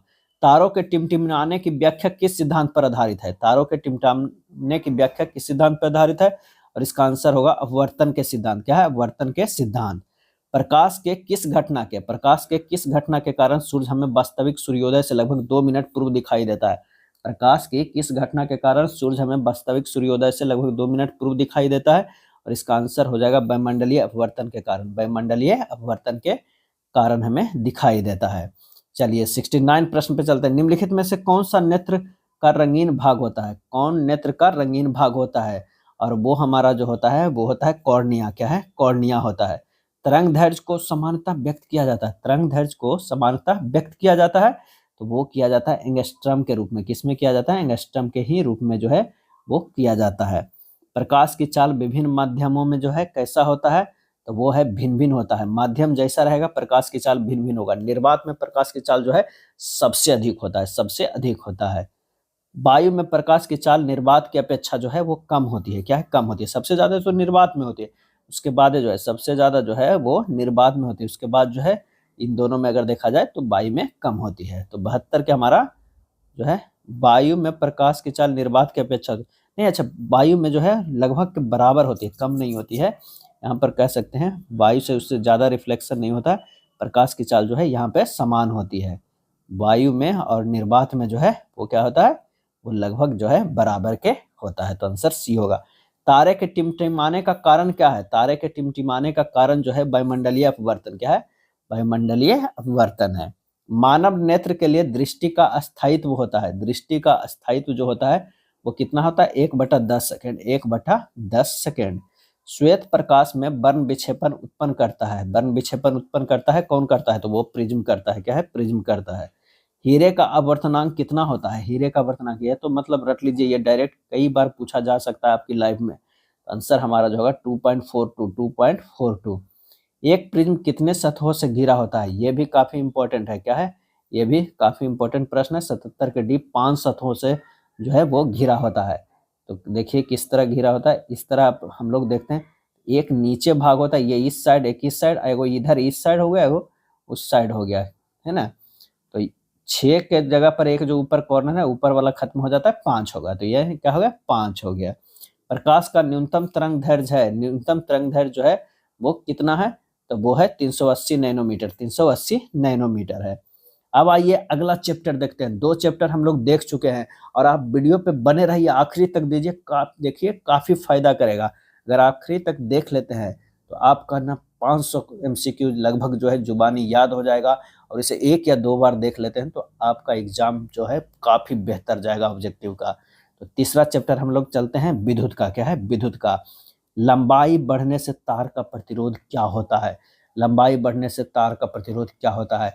आंसर हो जाएगा बढ़ता है। क्या है? बढ़ता है। तो कैसे बढ़ता है? ध्यान नहीं रहेगा क्या? तो आर बराबर जो है रो एल बाई ए जो है फार्मूला है। तो यहाँ पर जो है आर तभी बढ़ेगा जब एल बढ़ा रहे हैं। एल बढ़ा रहे हैं तो आर क्या हो जाएगा? बढ़ जाएगा, क्योंकि आर जो है प्रोपोर्शनल टू एल हो गया है। तो ये हमारा बी हो जाएगा। 20 डिग्री सेंटीग्रेड पर सिल्वर की विद्युत प्रतिरोधकता कितनी होगी? कितनी होगी? तो 1.60 गुना 10 के पावर -8 ओम मीटर होगा। तो ये एकदम याद रखिए, आंसर हमारा बी होगा। किस युक्ति में विभक्त विलय दिक् परिवर्तक का कार्य करता है? किस युक्ति में विभक्त विलय दिक् परिवर्तक का कार्य करता है? और इसका सही आंसर हो जाएगा वो है विद्युत मोटर। क्या है? विद्युत मोटर। सौर ऊर्जा को सीधे विद्युत में बदलने वाली युक्ति को क्या कहते हैं? सौर ऊर्जा से विद्युत ऊर्जा में, तो वो है सौर सेल। क्या है? सौर सेल। क्या है? सौर सेल। डेनियल सेल, सूखा सेल, एवरेडी सेल, ये जो है वो केमिकल रिएक्शन से है। क्या है? केमिकल रिएक्शन से जो है वो विद्युत रिएक्शन में एनर्जी में बदल रहा है। केमिकल एनर्जी से विद्युत एनर्जी में ये सब बदल रहा है। लेकिन सौर ऊर्जा जो है सीधे विद्युत में बदल रहा है, तो आंसर 4 के जो है सी हो जाएगा। एक विद्युत बल्ब के तंतु का प्रतिरोध 1200 ओम है, यह बल्ब 220 वोल्ट के विद्युत स्रोत से कितनी धारा निकलता है, क्या है, तो V बराबर जो हमारे पास फार्मूला है I/R हो जाएगा। तो I बराबर V कितना है, तो ये है 220 हो गया, और ये कितना 220 वोल्ट, ये 1200 ओम है, क्या है 1200 ओम है। तो एक शून्य से एक शून्य ये काट दीजिए, और यहाँ से जब ये निकालिएगा तो हमारा जो आंसर आ जाएगा 5 के, वो कौन सा हो जाएगा, डी हो जाएगा, 0.18 एम्पियर हो जाएगा। आंसर हमारा डी आ जाएगा। अगला प्रश्न है कि एक सेल का विद्युत वाहक बल्ब 1.5 वोल्ट है, 10 आवेश गुजारने पर कार्य जो है क्या होगा, तो V बराबर होता है W/Q, यानी W बराबर V इंटू Q हो जाएगा। V जो है 1.5 है, इंटू Q जो है 10 है, तो 15 जूल होगा, 1.5, यानी आंसर हमारा C हो जाएगा। यहाँ 15 जूल होना चाहिए, तो C होगा। निम्नांकित में कौन सा कथन सत्य है, कौन सा कथन जो है वो सत्य है, तो एम्पियर वाला वोल्ट बाई डिवाइडेड बाई ओम है। आंसर हमारा सी होगा, क्योंकि V बराबर फार्मूला होता है I/R, यानी I बराबर हो जाएगा V/R हो जाएगा। तो यही हमारा लिखा हुआ है सी। निम्नलिखित पदार्थों में चालक है, चालक क्या है, इसका आंसर होगा एल्युमिनियम जो है चालक है। बाकी कांच, चीनी मिट्टी, अभ्रक जो है वो कुचालक है, क्या है, ये सब जो है वो कुचालक है। वोल्ट V1 पर शक्ति P1 का एक प्रतिरोध वोल्टता V2 पर शक्ति P2 का प्रतिरोध की श्रेणी में जुड़ा हुआ है, समतुल्य प्रतिरोध जो है हमारा क्या हो जाएगा, तो यही हो जाएगा V1 के square by P1 plus V2 square के P2 हो जाएगा, क्योंकि समतुल्य प्रतिरोध जो है वो श्रेणी क्रम में है। श्रेणी क्रम में R इक्विवेलेंट बराबर होता है R1 प्लस R2, और R बराबर होता है V स्क्वायर बाई P होता है। हमारा बस यही मान रख दिया गया, आंसर हमारा जो है 9 के ए हो जाएगा। घरेलू वैद्युत परिपथ में प्रत्यावर्ती धारा की आवृत्ति जो होती कितनी होती है, 50 हर्ट्ज, क्या है 50,000। पूरे इंडिया में जो है कितने होते हैं, तो वो 50 हर्ट्ज होते हैं। आंसर हमारा ए होगा। विभक्त वलय प्रयुक्त होता है, विभक्त वलय प्रयुक्त होता है वो है डीसी मोटर में, किसमें, डीसी मोटर में। विद्युत बल्ब के फिलामेंट का द्रव्य होता है, ये VVI है, तो ये टंगस्टन का बना होता है, क्या है, टंगस्टन का। हीटर में जो है वो क्या होता है, नाइक्रोम का, क्या है, नाइक्रोम का बना होता है।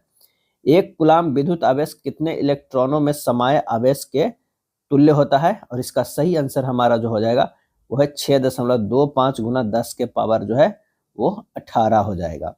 एक एमीटर का परिसर 0.3 एम्पियर है, और इस एमीटर के स्केल पर डिवीजनों की संख्या 30 है, तो उस एमीटर का अल्पमांक यानी लिस्ट काउंट जो है हमारा कितना हो जाएगा, तो हमारा जो ये आंसर हो जाएगा वो कितना हो जाएगा, तो आंसर हो जाएगा 0.01 एम्पियर हो जाएगा, क्या है, एम्पियर हो जाएगा, ऑप्शन डी हो जाएगा। और ये हुआ कैसे, तो 0.3/30 हो जाएगा, ये 0.01 एम्पियर हो जाएगा। विद्युत आवेश का एसआई मात्रक क्या है, तो विद्युत आवेश का एसआई मात्रक जो हो जाएगा वो हो जाएगा कूलाम, क्या है, कूलाम। ये भी काफी इंपॉर्टेंट है, ये सब प्रश्न जो है पूछे जाने की पूरी संभावना है। अति भारण के समय विद्युत परिपथ में विद्युत धारा का जो है वो मान होता है वो बहुत अधिक बढ़ जाता है। अति भारण के समय विद्युत परिपथ में विद्युत धारा का मान क्या है, अधिक बढ़ जाता है। 1 वोल्ट कहलाता है, 1 वोल्ट जो है वो कहलाता है 1 जूल पर कूलम, 1 जूल पर कूलम कहलाता है। अमीटर को विद्युत परिपथ से में कैसे जोड़ा जाता है, अमीटर को विद्युत परिपथ में कैसे जोड़ा जाता है, तो ये श्रेणी क्रम में, अमीटर को जो है श्रेणी क्रम में जो है वो जोड़ा जाता है, ये ध्यान रखिएगा। निम्नलिखित में कौन सा पद विद्युत शक्ति को निरूपित नहीं करता है, विद्युत शक्ति का, तो यहाँ पर देख लीजिए 19 नंबर प्रश्न काफी जो है इंपॉर्टेंट है, ये बहुत बार जो है ये पूछा जाता है। तो इसका मतलब भी जो है वो शक्ति है P है, इसका मतलब भी P है, इसका मतलब भी P है, इसका मतलब जो है वो नहीं होता है। तो आंसर हमारा कौन सा हो जाएगा, बी। किसी बल्ब से 1 मिनट में 120 कूलम आवेश प्रवाहित हो रहा है, तो विद्युत धारा का जो है वो मान कितना हो जाएगा, तो वो हो जाएगा 2 एम्पियर, कितना हो जाएगा, 2 एम्पियर हो जाएगा। किसी उपकरण में धन और ऋण का चिन्ह नहीं होता है, किस उपकरण में धन और ऋण मतलब पॉजिटिव और निगेटिव का चिन्ह नहीं होता है, और इसका सही आंसर हमारा जो हो जाएगा वो है कुंडली में, क्या है, कुंडली में नहीं होता है। लघु पथन के समय परिपथ में विद्युत धारा का मान क्या होगा, और इसका आंसर होगा बहुत अधिक होगा, क्या है, बहुत अधिक होगा। यानी शॉर्ट सर्किट के समय प्रवाहित विद्युत धारा का मान बहुत अधिक होगा। किसी बल्ब से 220 वोल्ट पर 2 एम्पियर की धारा प्रवाहित होती है तो फिलामेंट का प्रतिरोध क्या होगा? तो V बराबर जो होता है आई आर होगा। R बराबर होगा V बटा आई, यानी 220 अब बटा 2 कितना हो गया? तो 110 ओम। आंसर हमारा 23 के बी होगा। R ओम प्रतिरोध वाले N प्रतिरोधों को समानांतर क्रम में जोड़ने पर तुल्य प्रतिरोध क्या होगा? N तक के जो हम जोड़ रहे हैं तो RN बराबर जो है R1 plus R2 plus dot dot जो है वो RN तक होगा। तो इसका आंसर हमारा जो 24 का हो जाएगा वो NR तक होगा, यानी R होगा तो N तक है तो N गुना R। एक विद्युत मीटर की कुंडली जिसका प्रतिरोध 55 ओम है 220 वोल्ट स्रोत से है जो विद्युत धारा लेगी उसका मान क्या होगा? तो V बराबर हम लोग क्या जानते हैं I बटा R। अब यहाँ पर जो है R दिया हुआ है, V दिया हुआ है तो I निकल जाएगा। 220 अब बटा जो है वो 55 से जो है वो डिवाइड कर दीजिएगा तो आंसर हमारा जो हो जाएगा वो लगभग कितना हो जाएगा? 4। क्या हो जाएगा? ये 4 एम्पियर हो जाएगा। किसी चालक के वैद्युत प्रतिरोधकता का मात्रक जो होगा वो क्या हो जाएगा? और इसका सही आंसर हमारा जो होगा वो ओम मीटर होगा। क्या है? ओम मीटर हो जाएगा। 25 के और 26 के जो है वो बी होगा। हमारे घरों में जो विद्युत आपूर्ति की जाती है वो कितना होता है? इसका आंसर जो हमारा हो जाएगा वो हो जाएगा 220 वोल्ट पर प्रत्यवर्ती धारा होता है। क्या प्रत्यवर्ती धारा मतलब एसी वोल्टेज होता है, 50 हर्ट्ज होता है और 220 वोल्ट होता है। तो ये तीनों याद रहे, एसी होता है 50 हर्ट्ज होता है 220 होता है और घरों में कनेक्शन जो होता है वो पैरेलल होता है। क्या है? पैरेलल कनेक्शन होता है। किसी चालक के छोरों के बीच विभवांतर भी प्रतिरोध R एवं प्रवाहित धारा I के बीच के संबंध जो है V बराबर क्या हो जाएगा? IR। आंसर हमारा जो है वो C हो जाएगा। 100 वाट के विद्युत बल्ब 250 वोल्ट के विद्युत मेन में जोड़ा जाता है। बल्ब में प्रवाहित धारा का मान जो है वो कितना होगा ये हमें दिखाना है। तो इसका आंसर जो हमारा हो जाएगा वो कितना हो जाएगा? फार्मूला रख दीजिए। P बराबर क्या होता है? V इंटू आई होता है और I बराबर P बटा V होता है। P कितना है? 100 और ये है 250, यानी एक कट गया 10 बटा 25 यानी 0.4 एम्पियर। आंसर हमारा जो है वो बी हो जाएगा। 29 का कितना आंसर हमारा हो गया? तो वो बी आ गया। चलिए, जब किसी चालक तार से विद्युत धारा प्रवाहित होती है तो गतिशील कण जो हमारा होते हैं वो कितने होते हैं? तो वो गतिशील कण होते हैं कौन? इलेक्ट्रॉन होते हैं। इलेक्ट्रॉनों के प्रवाह को ही हम लोग विद्युत धारा कहते हैं। किसी विद्युत बल्ब पर 220 वोल्ट और 100 वाट अंकित है। जब इसे 110 वोल्ट पर प्रचलित करते हैं तब इसके द्वारा उपयुक्त जो है वो शक्ति कितनी होती है? और इसका सही आंसर जो होगा वो 25 वाट होती है। कितनी? 25 वाट जो है वो होती है। और ये होता कैसे है? तो P बराबर जो होता है V² बाई R फार्मूला है। P जो है प्रोपोर्शनल टू V² है। V को जो है वो आधा कर रहे हैं, यानी V को जो है आधा करेंगे स्क्वायर में तो ये V² बाई 4, ये 1/4 से घट जाएगा P तो ये 25 वोल्ट हो जाएगा। 100 को जो है 4 से भागा देंगे तो क्या है? 25 हो जाएगा।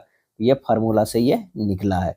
100 वाट और 220 वोल्ट के विद्युत बल्ब के तंतु का जो है प्रतिरोध जो है वो क्या होगा? और इसका सही आंसर हमारा जो है वो 484 ओम होगा। क्या है? 484 ओम होगा। कैसे होगा? तो हमारे पास जो है पहले I निकालिएगा। I बराबर जो कितना हो गया? 100 बटा 220 हो जाएगा। क्या है? 100 बटा 220 अगर करेंगे तो ये हमारा 100 वाट हो गया और डिविजन बाय 220 करेंगे तो कितना हो गया? I निकल गया 0.4545 के करीब जो है एम्पियर हो गया। अब हमको V बराबर IR फार्मूला जानते हैं तो R बराबर क्या हो जाएगा? V बटा I हो जाएगा। V बटा V कितना है? 220 वोल्ट और I कितना है? तो 0.4545। अगर मान लिया कि 220 अब भागा जो है 0.4545 करेंगे तो लगभग जो है 484 ओम के आता है। तो आंसर हमारा बी हो जाएगा। 1 ओम और 2 ओम के प्रतिरोधों को श्रेणी क्रम में 6 वोल्ट की बैटरी से जोड़ने पर परिपथ में धारा का मान क्या होगा? 1 ओम और 2 ओम के जोड़ा गया श्रेणी क्रम में तो ये 3 ओम बन गया है और 3 आर दिया हुआ है, भी दिया है 6 तो I बराबर जो हमारे पास हो जाएगा वो कितना हो जाएगा? I बराबर जो हो गया V बटा R यानी 6 बटा जो है 3 यानी 2 एम्पियर। आंसर हमारा 33 के बी हो जाएगा। क्या है? बी हो जाएगा। इसका सही आंसर हमारा कितना हो गया? तो वो है 2 एम्पियर। ओम के नियम को गणितीय रूप से क्या होता है? तो V बराबर जो है हम लोग आई आर जानते हैं, तो आई बराबर भी बटा आर, आंसर हमारा 34 के बी हो जाएगा। किसी कुंडली का प्रतिरोध ज्ञात करने के लिए सूत्र जो है वो क्या है, और इसका सही आंसर हो जाएगा ये भी बराबर आई आर। किसी विद्युत परिपथ में एकांक धनात्मक आवेश को दो बिंदुओं के बीच स्थानांतरित करने में जो कार्य करना पड़ता है वह निम्नलिखित में किसका मापक है, और इसका आंसर होगा विभवांतर। क्या है? विभवांतर है। निम्नलिखित में कौन मात्रक W के बराबर है? चलिए जल्दी से इसका आंसर बताइए। इसका आंसर हो जाएगा जूल पर सेकंड। W के बराबर होता है जूल पर सेकंड, जूल पर सेकंड। ये सब जल्दी जल्दी जो है काफी आसान है, आप टिक लगाते जाइए मन में, उसके बाद यहाँ जो है बताया जाता है, देखिए कि आप कितना सही लगाए हैं। किसी चालक में प्रवाहित धारा के लिए ओम का नियम लागू होता है। ओम का नियम लागू होता है, आंसर हो जाएगा जब चालक का ताप जो है अचर रहता है, अचर रहता है। ओम के नियम निहित है, ओम का नियम जो है निहित है भी बराबर आई आर में। विद्युत धारा की प्रबलता का एसआई मात्रक जो क्या है, तो प्रबलता का जो है एम्पियर है, एम्पियर है। विद्युत धारा का जो है सही मात्रक क्या है? एम्पियर है। धारा मापने के यंत्र को कहते हैं, अथवा विद्युत परिपथ में विद्युत धारा को मापने के लिए क्या उपयोग होता है? हम जो लोग जो उपयोग करते हैं वो अमीटर को करते हैं, जो है करंट को मापने के लिए, आई मापने के लिए अमीटर को, वोल्ट मीटर से बी नापते हैं। क्या है? बी नापते हैं, वोल्ट मीटर से वोल्टेज नापते हैं। इलेक्ट्रॉन पर कितना आवेश होता है? इलेक्ट्रॉन पर कितना आवेश होता है? तो 1.6 इंटू 10⁻⁻19 कूलम्ब होता है। प्रतिरोध का ऐसा ही मात्रक कौन है? तो इसमें ओम हो गया। क्या है? ओम हो गया। क्या है? ओम हो गया। जूल पर कूलम्ब किसके बराबर है? जूल पर कूलम्ब जो है किसके बराबर है? तो वोल्ट के बराबर है। विभवांतर का ऐसा ही मात्रक है, विभवांतर का ऐसा ही मात्रक है वोल्ट। क्या है? वोल्ट है। क्या है? वोल्ट है। ज्योति तीव्रता का ऐसा ही मात्रक है, ज्योति तीव्रता का जो है ऐसा ही मात्रक क्या है? तो वो है कैंडेला। ये सब काफी इंपॉर्टेंट है, ये सब प्रश्न जो है कई बार पूछा जा सकता है, कई एग्जाम में पूछा गया और कई बार पूछा जा सकता है। ज्योति तीव्रता का ऐसा मात्रक जो है कैंडेला है। विभवांतर मापने वाले यंत्र को क्या कहते हैं? तो वो कहते हैं वोल्ट मीटर। क्या है? Volt meter. 47 के जो है वोल्ट मीटर, तो हमारा आंसर हो जाएगा डी। विद्युत शक्ति का एसआई मात्रक होता है, विद्युत शक्ति का एसआई मात्रक जो है वो क्या होता है? तो यहाँ वाट होता है, वाट होता है। 48 के जो है वो सी हो जाएगा। आवेश प्रवाह के समय की दर को क्या कहते हैं? जल्दी से बताइए, आवेश प्रवाह के समय की दर को क्या कहते हैं? और इसका सही आंसर हो जाएगा विद्युत धारा कहते हैं। एक कुलाम तुल्य है, एक कुलाम जो है तुल्य है 1 एम्पियर गुना 1 सेकेंड, 1 एम्पियर गुना 1 सेकेंड। किलोवाट घंटा मात्रक है, किलोवाट घंटा मात्रक है, किसकी मात्रक है? तो विद्युत ऊर्जा की। क्या है? विद्युत ऊर्जा की। एक विद्युत यूनिट बराबर होता है, एक विद्युत यूनिट बराबर होता है, तो इसका सही आंसर हमारा जो हो जाएगा 1 किलोवाट घंटा में। 1 किलोवाट अगर 1 घंटा उससे बिजली ले रहे हैं तो वो 1 यूनिट बिजली ले रहे हैं। 1 किलोवाट बराबर होता है, 1 किलोवाट जो है बराबर होता है 3.6 गुना 10 के पावर 6 जूल, 3.6 गुना 10 के पावर 6 जूल। 1 जूल में कितनी कैलोरी होती है? काफी इंपॉर्टेंट है। 1 जूल में कितनी कैलोरी होती है? और इसका सही आंसर हो जाएगा 0.24। क्या है? 0.1 जूल में कितनी कैलोरी? 0.24। विद्युत बल्ब में फिलामेंट बना होता है किसका? तो टंगस्टन के तार का बना होता है, टंगस्टन के तार का। हीटर में जो होता है वो नाइक्रोम के, क्या है? नाइक्रोम के तार लगा होता है हीटर में। किलोवाट घंटा बराबर होता है, किलोवाट घंटा जो है बराबर होता है 1 यूनिट का। क्या है? 1 यूनिट का, यानी 1 किलोवाट 1 घंटा बराबर हो जाएगा 1 यूनिट के। 1 एचपी काफी इंपॉर्टेंट है, काफी इंपॉर्टेंट है। 1 एचपी यानी 1 हॉर्स पावर अश्व शक्ति बराबर होता है 746 वाट के, 746 वाट के। 57 के जो हो जाएगा वो बी हो जाएगा। किसी वोल्ट मीटर के स्केल पर 0 वोल्ट और 1 वोल्ट के बीच 20 विभाजन चिन्ह है, तो उस वोल्ट मीटर का अल्प मापक क्या होगा? अल्प मापक जो है वो क्या होगा? तो 0.05 जो है वो वोल्ट हो जाएगा। क्या है? वोल्ट हो जाएगा। यानी हमारे पास जो है 0 से 1 तक है, तो 1 वोल्ट अब बटा 20 से डिविजिबल कीजिए तो 0.05 वोल्ट। 1 माइक्रो एम्पियर विद्युत धारा निम्नलिखित में कौन सी है? और इसका सही आंसर होगा 10 के पावर -6 एम्पियर, 10 के पावर -6 एम्पियर। वोल्ट बराबर होता है, वोल्ट बराबर होता है जूल पर कूलम के, जूल पर कूलम के। कौन सा पद विद्युत परिपथ में विद्युत शक्ति को निरूपित करता है? और इसका आंसर हो जाएगा I²R, I²R। ये P बराबर जो है वो क्या है? I²R हो जाएगा। निम्न में से कौन सा संबंध सत्य है? तो V बराबर IR जो है ये सत्य है। 62 के जो हमारा जो हो जाएगा वो सी आंसर हो जाएगा। ओम्स का नियम क्या है? V बराबर जो है वो IR। ओम के नियम किसने दिया था? ओम का नियम जो है किसने दिया था? तो नाम से ही आप लगा सकते हैं, जॉर्ज साइमन ओम ने दिया था। जॉर्ज साइमन ओम ने दिया था।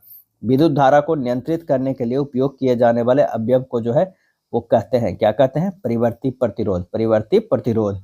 परिपथ में जब तार की लंबाई दुगनी कर दिया जाता है तो एमीटर का पाठ्यांक क्या हो जाता है?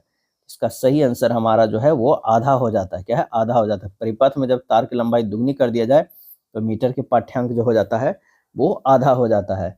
विद्युत ऊर्जा का व्यापारिक मात्रक है। व्यापारिक मात्रक क्या है? तो वो है यूनिट। क्या है? यूनिट है। निम्नांकित में कौन सा कथन सत्य है? कौन सा कथन सत्य है? ये हमारे, तो जूल बराबर होता है कुलाम into volt. कुलाम into volt. Joule बराबर जो होता है क्यू इंटू भी। डब्ल्यू बराबर जो है क्यू इंटू भी होता है। कांच तथा रबड़ जैसे विद्युत प्रतिरोधी पदार्थ की प्रतिरोधकता किस कोटि की होती है?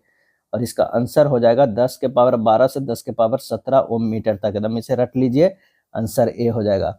यदि किसी विद्युत बल्ब के तनु का प्रतिरोध जो है, तंतु का प्रतिरोध 1200 ओम है, तो यह बल्ब 220 वोल्ट स्रोत से कितनी विद्युत धारा जो है वो लेगा? V बराबर फार्मूला आई आर है, आई हमें निकालना है। V 220 वोल्ट है, ये 1200 है, से काट दीजिए और इसे कीजिए डिवाइड, तो आंसर हमारा जो 69 का आ जाएगा वो कितना आ जाएगा? तो वो है 0.18 एम्पियर आ जाएगा। चलिए, एक कूलम आवेश में कितना इलेक्ट्रॉन होते हैं? कितना इलेक्ट्रॉन होते हैं? 71 का जो हमारा आंसर हो जाएगा वो है 6.25 गुना 10 के पावर 18 इलेक्ट्रॉन। 6.25 गुना 10 के पावर जो है 18 इलेक्ट्रॉन। विद्युत विभव कौन सी राशि है? विद्युत विभव कौन सी राशि है? तो अदिश राशि है। क्या है? अदिश राशि है। वोल्ट मीटर को किस क्रम में जोड़ा जाता है? वोल्ट मीटर को किस क्रम में जोड़ा जाता है? समानांतर क्रम में। और एमीटर को क्या है? एमीटर को जो है वो जाना जाता है सीरीज में। क्या है? सीरीज में जोड़ा जाता है। एमीटर को श्रेणी क्रम में क्यों जोड़ते हैं? और इसका वजह है कि कम प्रतिरोध प्राप्त करने के लिए। कम प्रतिरोध प्राप्त करने के लिए। किसी परिपथ का वह गुण जो विद्युत धारा को उष्मा में बदल देता है। किसी परिपथ का वह गुण जो विद्युत ऊर्जा को उष्मा में बदल देता है, अब वो कहलाता है हमारा क्या है? प्रतिरोध। क्या है? प्रतिरोध। वोल्ट मीटर को समानांतर क्रम में क्यों जोड़ते हैं? वोल्ट मीटर को समानांतर क्रम को अधिक प्रतिरोध प्राप्त करने के लिए। अधिक प्रतिरोध जो है वो प्राप्त करने के लिए। अधिक प्रतिरोध होगा तो वहां वोल्टेज का डिस्पेयर जो है ज्यादा होगा, इसलिए हमें वो अच्छा रीडिंग मिलेगा। जिस विद्युत परिपथ में धारा दोनों दिशाओं में प्रवाहित होती है उसे क्या कहते हैं? दोनों दिशाओं में जो है प्रवाहित होता है तो उसे प्रत्यावर्ती धारा एसी कहते हैं। क्या है? एसी। जिस पदार्थों में आवेशों का प्रवाह आसानी से होता है उसे क्या कहते हैं? और उससे कहते हैं सुचालक। क्या है? सुचालक जो है वो कहते हैं। समानांतर क्रम में संयोजित प्रतिरोधों की संख्या घटने के उपरांत संयोजित प्रतिरोधों का कुल प्रतिरोध जो है वो कितना होता है? तो बढ़ता है। क्या है? बढ़ता है। चालक का प्रतिरोध निर्भर नहीं करता है। चालक का प्रतिरोध नहीं करता है, चालक में प्रवाहित विद्युत धारा पे डी हो जाएगा। निम्नलिखित में कौन विद्युत का सबसे अच्छा चालक है? तांबा, चांदी, सोना, एल्युमिनियम में सबसे अच्छा चालक जो है वो चांदी है। क्या है? सबसे अच्छा जो है वो चांदी है। 81 के सी होगा। जिस पदार्थ में अति निम्न ताप पर बिना किसी प्रतिरोध के विद्युत धारा का मान गमन होता है उसे क्या कहते हैं? तो उसे अति चालक कहते हैं। क्या है?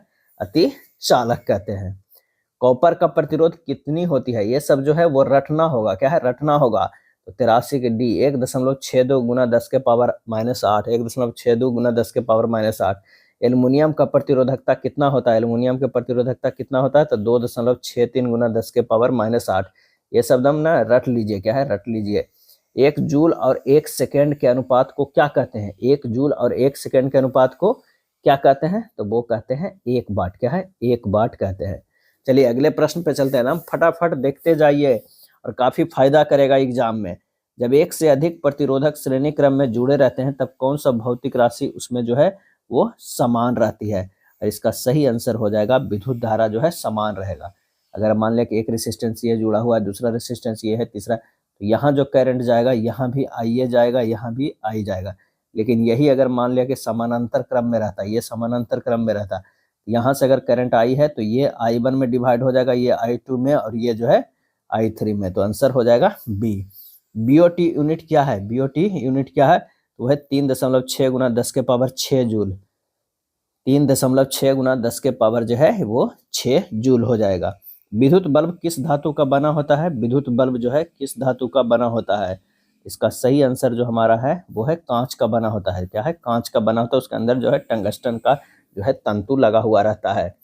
विद्युत बल्ब में कौन सी गैस भरी जाती है? तो निष्क्रिय गैस भरी जाती है। 89 के जो है ए हो जाएगा, निष्क्रिय गैस भरी जाती है। टंगस्टन धातु का गलनांक कितना होता है? ये भी डायरेक्ट पूछा जाता है प्रश्न, इसे याद कर लीजिए।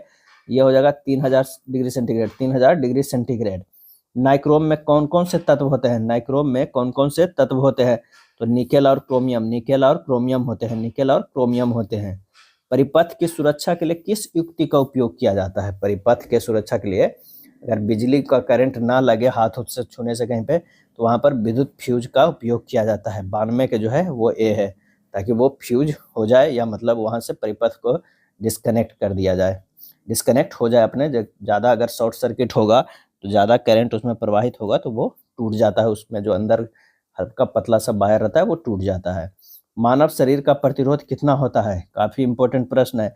आंसर हमारा जो हो जाएगा वो है 30,000 ओम, 30,000 ओम। जब हमारा शरीर गीला होता है तो प्रतिरोध कितना होता है? प्रतिरोध कितना होता है? तो 200 से 300 ओम, 200 से 300 ओम। कौन विद्युत का सुचालक है? Sulphur, chlorine, graphite, iodine. Graphite, graphite, graphite जो है वो होता है हीरा जो है वो क्या होता है? कुचालक होता है। क्या ध्यान रखिएगा? कुचालक होता है। ग्रेफाइट जो है वो क्या होता है? ग्रेफाइट ये सुचालक होता है। क्या है? सुचालक होता है। 95 का जो है सी हो जाएगा। अमीटर में निम्नलिखित में किसे मापा जाता है? मीटर से धारा मापा जाता है। क्या है? धारा मापा जाता है। 96 के ए हो जाएगा। 1 मिली एम्पियर बराबर होता है, 1 मिली एम्पियर होता है 10⁻³ एम्पियर होता है। अमीटर का प्रतिरोध होता है, मीटर का प्रतिरोध जो होता है बहुत छोटा होता है। क्या है? बहुत छोटा होता है, यानी कम होता है। रियोस्टेट का उद्देश्य क्या है? रियोस्टेट का उद्देश्य जो है वो धारा के परिमाण में वृद्धि या कमी। रियोस्टेट जो है धारा के परिमाण में वृद्धि या कमी करता है, यानी जो है वो सी हो जाएगा आंसर। इलेक्ट्रिक हीटर की कुंडली बनाने में किस पदार्थ का उपयोग किया जाता है? तो नाइक्रोम का। क्या बताए थे? हीटर में नाइक्रोम होता है, और बल्ब में जो होता है वो क्या होता है? वो टंगस्टन। क्या है? टंगस्टन का उपयोग होता है। 1 यूनिट विद्युत ऊर्जा का मान जो हो जाएगा वो कितना हो जाएगा? 3.6 गुना 10 के पावर 6 जूल, 3.6 गुना 10 के पावर 6 जूल। काफी ये सब इंपॉर्टेंट प्रश्न है, इसे रट लीजिए। कार्य करने की क्षमता को क्या कहते हैं? कार्य करने की क्षमता को क्या कहते हैं? तो वो है ऊर्जा कहते हैं। क्या है? ऊर्जा कहते हैं। एमीटर को विद्युत परिपथ में कैसे जोड़ा जाता है? कैसे जोड़ा जाता है? तो श्रेणी क्रम में, श्रेणी क्रम में। जूल पर कूलाम बराबर होता है, जूल पर कूलाम बराबर होता है वोल्ट के। क्या है? वोल्ट के। किलोवाट घंटा, किलोवाट घंटा मात्रक है, किसकी मात्रक है? तो विद्युत ऊर्जा का, विद्युत ऊर्जा का। यदि कई प्रतिरोध समानांतर हो तो उनका समतुल्य प्रतिरोध जो होगा वो क्या होगा? प्रत्येक प्रतिरोध से कम, प्रत्येक प्रतिरोध से कम होगा। यदि कई प्रतिरोध समानांतर क्रम में है, मान लिया कि ये जो है वह 6 ओम का है, ये भी जो है 6 ओम का है, ये भी जो है 6 ओम का, तो ये हो जाएगा कितना? तो 1/r बराबर 1/6 प्लस 1/6 प्लस 1/6 समानांतर क्रम में, तो ये हो गया 6, ये हुआ तो क्या हो गया? 2 हो गया। तो यानी R बराबर जो है 2 ओम आ गया, तो उससे कम होता है, प्रत्येक प्रतिरोध से कम होता है। प्रतिरोध का मान बढ़ाने के लिए प्रतिरोधकों को जोड़ा जाता है, किस में जोड़ा जाता है? तो श्रेणी क्रम में जोड़ा जाता है। किस पे? श्रेणी क्रम में जोड़ा जाएगा, तो ये पार्श्व क्रम या श्रेणी क्रम बोलते हैं। आंसर हमारा जो है ए हो जाएगा। 1 एमीटर के 0 तथा 2 एम्पियर अंकों के बीच 20 विभाग है। मीटर का अल्पमत क्या है? तो 2 बटा जो है वो 20 हो जाएगा, तो ये 10 से कट जाएगा, 0.1 एम्पियर। 108 के जो है हमारा क्या हो जाएगा? बी हो जाएगा। निम्नलिखित में किस कारण से सामान्य नमक का जलीय घोल विद्युत का सुचालक होता है? तो वो होता है धनावेश एवं ऋणावेश दोनों के विपरीत दिशा में गतियों के कारण होता है। 100 वाट 220 वोल्ट के एक बल्ब के आड़े 100 वोल्ट विभवांतर आरोपित करने पर प्रवाहित विद्युत धारा जो होगा वो 25/121 एम्पियर हो जाएगा। आंसर हमारा जो है वो ए हो जाएगा। क्या है? ए हो जाएगा। अब हम लोग चलेंगे विद्युत धारा के चुंबकीय प्रवाह चौथे चैप्टर में। 3 चैप्टर देख चुके हैं, अब 2 चैप्टर और बचा है, चौथे और 5वें। पहला प्रश्न है कि हवा में स्वतंत्र रूप से लटका हुआ क्षैतिज चुंबक हमेशा आराम की स्थिति में रहता है। हमेशा आराम की स्थिति में रहता है कब? तो उत्तर दक्षिण दिशा में, उत्तर दक्षिण दिशा में। अगर कोई चुंबक है, इसे अगर मान लिया कि बांध के यहाँ पर से लटका दीजिएगा, तो ये जो है नॉर्थ और साउथ में लटका हुआ रहेगा, उत्तर दक्षिण दिशा में। फैराडे ने बहुत से क्रांतिकारी खोज की, जिनमें शामिल है, क्या शामिल है? तो वो है विद्युत चुंबकीय प्रेरण, विद्युत चुंबकीय प्रेरण, विद्युत अपघटन के नियम। ये दोनों, ए और बी दोनों हो जाएंगे। यदि एक विद्युत धारावाही तार के समीप कंपास रखा जाता है तो कंपास की सुई जो है वो क्या होगा, विक्षेपित हो जाएगा। क्या है, विक्षेपित हो जाएगा। किसी चालक तार में विद्युत धारा प्रवाहित करने पर तार के ऊपर तथा नीचे किस प्रकार के चुंबकीय क्षेत्र पैदा होते हैं? आंसर हो जाएगा समान प्रकार के। क्या है, समान प्रकार के। निम्नलिखित में किससे प्रेरित धारा की दिशा प्राप्त होती है? किससे प्रेरित धारा की दिशा प्राप्त होती है? तो वह है लेंज के नियम से। चलिए, क्या है, किससे प्रेरित धारा की दिशा प्राप्त होती है? तो लेंज के नियम से। अब आगे बढ़िए। प्रतिरोधकों के एक संयोजन में से एक प्रतिरोधक हटा लेने पर कुल प्रतिरोध बढ़ जाता है। यह संयोजित था समानांतर में। क्या है, समानांतर में। अगर एक संयोजन है, प्रतिरोध एक हटा लेंगे तो प्रतिरोध बढ़ जाता है किसमें? समानांतर में। समानांतर में जितना ज्यादा प्रतिरोध जुड़ेगा उतना जो है वो घटता जाएगा। एक कमरे में 60 वाट 200 वोल्ट और 40 वाट 200 वोल्ट के दो उपकरण 100 वोल्ट आपूर्ति से जुड़े हैं। कुल उपयुक्त शक्ति जो है हमारा कितना हो जाएगा? तो वो है 25 वाट हो जाएगा। क्या है, 25 वाट जो है वो हो जाए। ये इसलिए होगा कि 60 वाट और 200 वोल्ट में जुड़ा हुआ है, लेकिन अगर हम 100 वोल्ट में जोड़ेंगे ये 60 वाट जो है 1/4 हो जाता है, यानी 15 वाट का हो जाता है। ये 40 वाट भी 1/4 हो जाएगा तो 10 वाट। ये 15 10 जोड़ के कितना हो गया? 25 वाट। आंसर हमारा जो है 25 वाट। P बराबर जो है V² से, यानी P प्रोपोर्शनल टू V² पर है। V को अगर आधा कर दे रहे हैं तो P जो है 1/4 हो जा रहा है। निम्नलिखित में कौन सा पद विद्युत परिपथ में विद्युत शक्ति को निरूपित करता है? और इसका आंसर हो जाएगा V बराबर V²/R, I²/R और VI। ये तीनों जो है विद्युत शक्ति को निरूपित कर रहा है, तो इनमें से सभी हो जाएगा।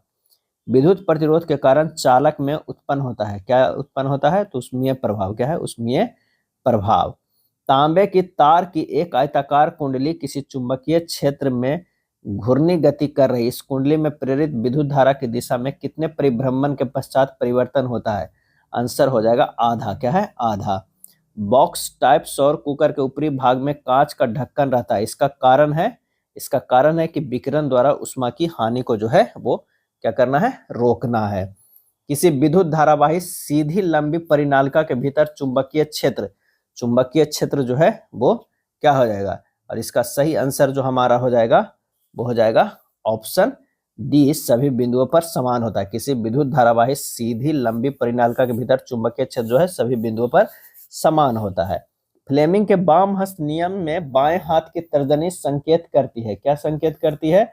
तो चुंबकीय क्षेत्र की दिशा को जो है संकेत करती है। पश्चिम की ओर प्रक्षेपित कोई धनावेशित कण अल्फा कण किसी चुंबकीय क्षेत्र द्वारा उत्तर की ओर विक्षेपित हो जाता है। चुंबकीय क्षेत्र की दिशा जो है वो क्या है? और वो है ऊपरमुखी है। क्या है? ऊपरी मुखी है। 14 के जो है वो डी हो जाएगा। चलिए आगे बढ़िए। विद्युत फ्यूज विद्युत धारा के किस सिद्धांत का कार्य करता है? और इसका आंसर हो जाएगा ऊष्मीय। क्या है? ऊष्मीय। विद्युत फ्यूज विद्युत धारा के किस सिद्धांत पे कार्य करता है? तो ऊष्मीय। बैटरी में किस प्रकार की धारा प्राप्त होती है? बैटरी से किस प्रकार की धारा प्राप्त होती है? तो जो है डीसी प्राप्त होता है। क्या है? डीसी प्राप्त होता है। तो आंसर हमारा जो हो जाएगा 16 के ए हो जाएगा। दिष्ट धारा यानी डीसी धारा। विद्युत चुंबकीय प्रेरण की खोज किसने की थी? और ये किया था फैराडे ने। क्या है? फैराडे ने किया था। विद्युत जनित्र का सिद्धांत आधारित है। किस पे आधारित है? इसका आंसर होगा विद्युत चुंबकीय प्रेरण पे। विद्युत चुंबकीय प्रेरण पे। ये सब प्रश्न जो है काफी इंपॉर्टेंट है। क्या है? काफी इंपॉर्टेंट है। अब आइए 19वें नंबर पे चलते हैं। तांबे के तार की एक आयताकार कुंडली किसी चुंबकीय क्षेत्र में घूर्णी गति कर रही है। इस कुंडली में प्रेरित विद्युत धारा की दिशा में कितने परिभ्रमण के पश्चात जो है वो परिवर्तन होता है? क्या है? परिवर्तन होता है। और इसका सही आंसर हमारा जो हो जाएगा 19 का सी हो जाएगा, आधे। निम्नलिखित में से कौन किसी लंबे विद्युत धारावाही तार के निकट चुंबकीय क्षेत्र का सही वर्णन करता है? तो वो करता है चुंबकीय क्षेत्र की संकेंद्रीय क्षेत्र रेखाओं का केंद्र तार होता है। डी हो जाएगा। विद्युत चुंबकीय प्रेरण की परिघटना जो है वो क्या है? तो कुंडली तथा चुंबक के बीच अपेक्षित गति के कारण कुंडली में प्रेरित विद्युत धारा उत्पन्न करना है। विद्युत धारा उत्पन्न करने की युक्ति को क्या कहते हैं? और इसका आंसर होगा जनित्र। क्या है? जनित्र कहते हैं। किसी एसी जनित्र तथा डीसी जनित्र में एक मूलभूत अंतर यह है कि क्या होगा? एसी जनित्र में सर्पी बलय होता है जबकि डीसी जनित्र में दिक् परिवर्तक होता है। आंसर हमारा जो है डी हो जाएगा। क्या है? डी हो जाएगा। अगला प्रश्न है, लघु पतन के समय परिपथ में विद्युत धारा का मान जो है बहुत अधिक बढ़ जाता है। आंसर हमारा सी हो जाएगा। जब शॉर्ट सर्किट होगा तो विद्युत धारा का मान क्या है? बहुत अधिक बढ़ जाएगा। डायनमो से किस प्रकार की धारा प्राप्त होती है? डायनमो से किस प्रकार की? तो दोनों धाराएं हैं, दिश धारा भी होता है, प्रत्यावर्ती धारा का भी डायनमो होता है। तो ये हमारा आंसर सी हो जाएगा, आंसर सी। विद्युत बल्ब के भीतर जो है वो क्या है? निष्क्रिय गैस भरी रहती है, निष्क्रिय गैस हो जाएगा। 26 की क्या हो जाएगा? सी हो जाएगा। दी गई वोल्टता के स्रोत से जुड़े किसी चालक में प्रति सेकंड उत्पन्न उष्मा होती है तो धारा के वर्ग के समानुपाती, धारा के वर्ग के समानुपाती। विद्युत चुंबक क्या है? विद्युत चुंबक जो है नर्म लोहे के दंड पर लिपटी चालक कुंडली है, नर्म लोहे के दंड पर लिपटी चालक कुंडली है, सी हो जाएगा। विद्युत धारा उत्पन्न करती है, विद्युत धारा उत्पन्न करती है चुंबकीय क्षेत्र, क्या है? चुंबकीय क्षेत्र। पृथ्वी का विभव होता है, पृथ्वी का विभव जो होता है वो शून्य होता है, क्या है? शून्य होता है। विद्युत फ्यूज तार में मिश्रण होता है, विद्युत फ्यूज तार में मिश्रण होता है किसका? तो ये होता है टीन एवं सीसा का, काफी इंपॉर्टेंट है, इसे याद कर लीजिए। टीन एवं सीसा का मिश्रण होता है विद्युत फ्यूज में। विद्युत वाहक बल का मात्रक है, विद्युत वाहक बल का मात्रक जो है वो है वोल्ट, क्या है? वोल्ट। विद्युत चुंबकीय क्षेत्र के प्रभाव में विद्युत धारा, चुंबकीय क्षेत्र के प्रभाव में विद्युत धारा जो है वो है चालक पर बल उत्पन्न होता है, चालक पे बल उत्पन्न होता है। अगला प्रश्न है चुंबकीय बल क्षेत्र का एसआई मात्रक क्या है? चुंबकीय बल क्षेत्र का एसआई मात्रक क्या है? तो वह न्यूटन प्रति एम्पियर मीटर, न्यूटन प्रति एम्पियर, डी हो जाएगा। चुंबक द्वारा धारावाही चालक पर लगाए गए बल की दिशा ज्ञात की जाती है, चुंबक द्वारा धारावाही चालक पर लगाए गए बल की दिशा ज्ञात की जाती है और आंसर हो जाएगा फ्लेमिंग के बाएं हाथ नियम से, वाम हस्त नियम से जो है चुंबक द्वारा धारावाही चालक पर लगाए गए बल की दिशा ज्ञात करते हैं। डायनमो का सिद्धांत आधारित है, डायनमो के सिद्धांत आधारित है विद्युत चुंबकीय प्रेरण पर, विद्युत चुंबकीय प्रेरण पे। विद्युत मोटर को चलाया जा सकता है, विद्युत मोटर को चलाया जा सकता है प्रत्यावर्ती और दृष्ट दोनों धाराओं पर, प्रत्यावर्ती और दृष्ट दोनों धाराओं पर। विद्युत मोटर की क्रिया आधारित है, विद्युत मोटर की क्रिया जो है वो आधारित है विद्युत धारा और चुंबकीय प्रभाव पर और आर्मेचर के घूर्णन पर, ये हो जाएगा, ए और सी हो जाएगा। विद्युत मोटर की क्रिया आधारित है विद्युत धारा और चुंबकीय प्रभाव पर और आर्मेचर के घूर्णन पे। डायनमो के द्वारा बदला जाता है, डायनमो के द्वारा जो है वो बदला जाता है तो वो है यांत्रिक ऊर्जा को विद्युत ऊर्जा में, यांत्रिक ऊर्जा को, डायनमो को जो है वो घुमाया जाता है तब हमारे पास जो है वो करंट उत्पन्न होता है, यानी विद्युत ऊर्जा में ये बदला जाता है। जब किसी चालक कुंडली की ओर या उससे दूर एक क्षण चुंबक को लाया जाता है तो कुंडली में धारा उत्पन्न होती है, यह किस घटना का उदाहरण है? और यह उदाहरण है विद्युत चुंबकीय प्रेरण का, विद्युत चुंबकीय प्रेरण का। विद्युत धारा के कारण उत्पन्न चुंबकीय क्षेत्र की दिशा ज्ञात की जाती है, ज्ञात की जाती है फ्लेमिंग के बाएं हस्त नियम से, फ्लेमिंग के बाएं हस्त के नियम से। प्रेरित धारा को दिशा प्राप्त होती है, प्रेरित धारा को जो है वो दिशा प्राप्त होती है दक्षिण हस्त नियम से, दक्षिण हस्त नियम से। 42 के बी हो जाएगा। विद्युत चुंबकीय प्रेरण उत्पन्न करने के लिए, विद्युत चुंबकीय प्रेरण उत्पन्न करने के लिए किसी कुंडली और चुंबक में परस्पर सापेक्ष गति धारा उत्पन्न करना जो है वो करना पड़ता है। किसी कुंडली में प्रेरित विद्युत वाहक बल का मान उसके संबंध चुंबकीय फ्लक्स के परिवर्तन की दर को जो है क्या कहते हैं? समानुपाती होता है। किसी कुंडली में प्रेरित विद्युत वाहक बल का मान उसके संबंध चुंबकीय फ्लक्स के परिवर्तन की दर को समानुपाती होता है। निम्नांकित चित्र सूचित करता है क्षण चुंबक के चारों ओर की बल रेखाएं, क्षण चुंबक के चारों ओर की बल रेखाएं। किसी क्षण चुंबक के अंदर चुंबकीय क्षेत्र रेखाओं की दिशा क्या होती है? किसी क्षण चुंबक के अंदर चुंबकीय क्षेत्र रेखाओं की दिशा क्या होती है? तो वह है उत्तर ध्रुव से दक्षिण ध्रुव, उत्तर ध्रुव से दक्षिण ध्रुव होता है। किसी क्षण चुंबक के अंदर पूछ रहा है चुंबकीय क्षेत्र की रेखाएं जो है क्या होती है? तो उत्तर ध्रुव से दक्षिण ध्रुव की ओर। घरेलू विद्युत परिपथ में उदासीन तार का रंग जो है वो कैसा होता है? तो काला होगा, उदासीन जो होगा, न्यूट्रल होगा, वो काला होगा और जिससे धारा प्रवाहित होगा वो रेड होगा, क्या है? रेड होगा। किसी युक्ति में विभक्त वलय दिक् परिवर्तन का कार्य करता है और इसका आंसर हो जाएगा विद्युत मोटर, क्या है? विद्युत मोटर। एक विद्युत सेल से धारा प्राप्त करने पर इसके सिरों के बीच विभवांतर का मान होता है, कैसा होता है? तो विद्युत वाहक बल से कम, विद्युत वाहक बल से कम। किसी विद्युत धारावाही धातु के तार से एक चुंबकीय क्षेत्र संबंध होता है। तार के चारों ओर क्षेत्र रेखाएं अनेक संकेंद्रीय वृत्तों के रूप में होती है जिनकी दिशा ज्ञात की जाती है और इसका सही आंसर होगा दक्षिण हस्त अंगुष्ठ नियम द्वारा, दक्षिण हस्त अंगुष्ठ नियम के द्वारा। वह उपकरण जो किसी परिपथ में विद्युत धारा की उपस्थिति संसूचित करता है उसे कहते हैं तो वो है गैल्वेनोमीटर। क्या है? गैल्वेनोमीटर। माइकल फैराडे थे एक प्रसिद्ध, क्या थे? तो वो भौतिक शास्त्री से, ध्यान रखिएगा, माइकल फैराडे जो है भौतिक शास्त्री थे। एक प्ररूपी सौर सेल कितना विद्युत विभवांतर विकसित करता है? प्ररूपी सौर सेल, और इसका आंसर हो जाएगा 0.5 से लेके 1 वोल्ट तक।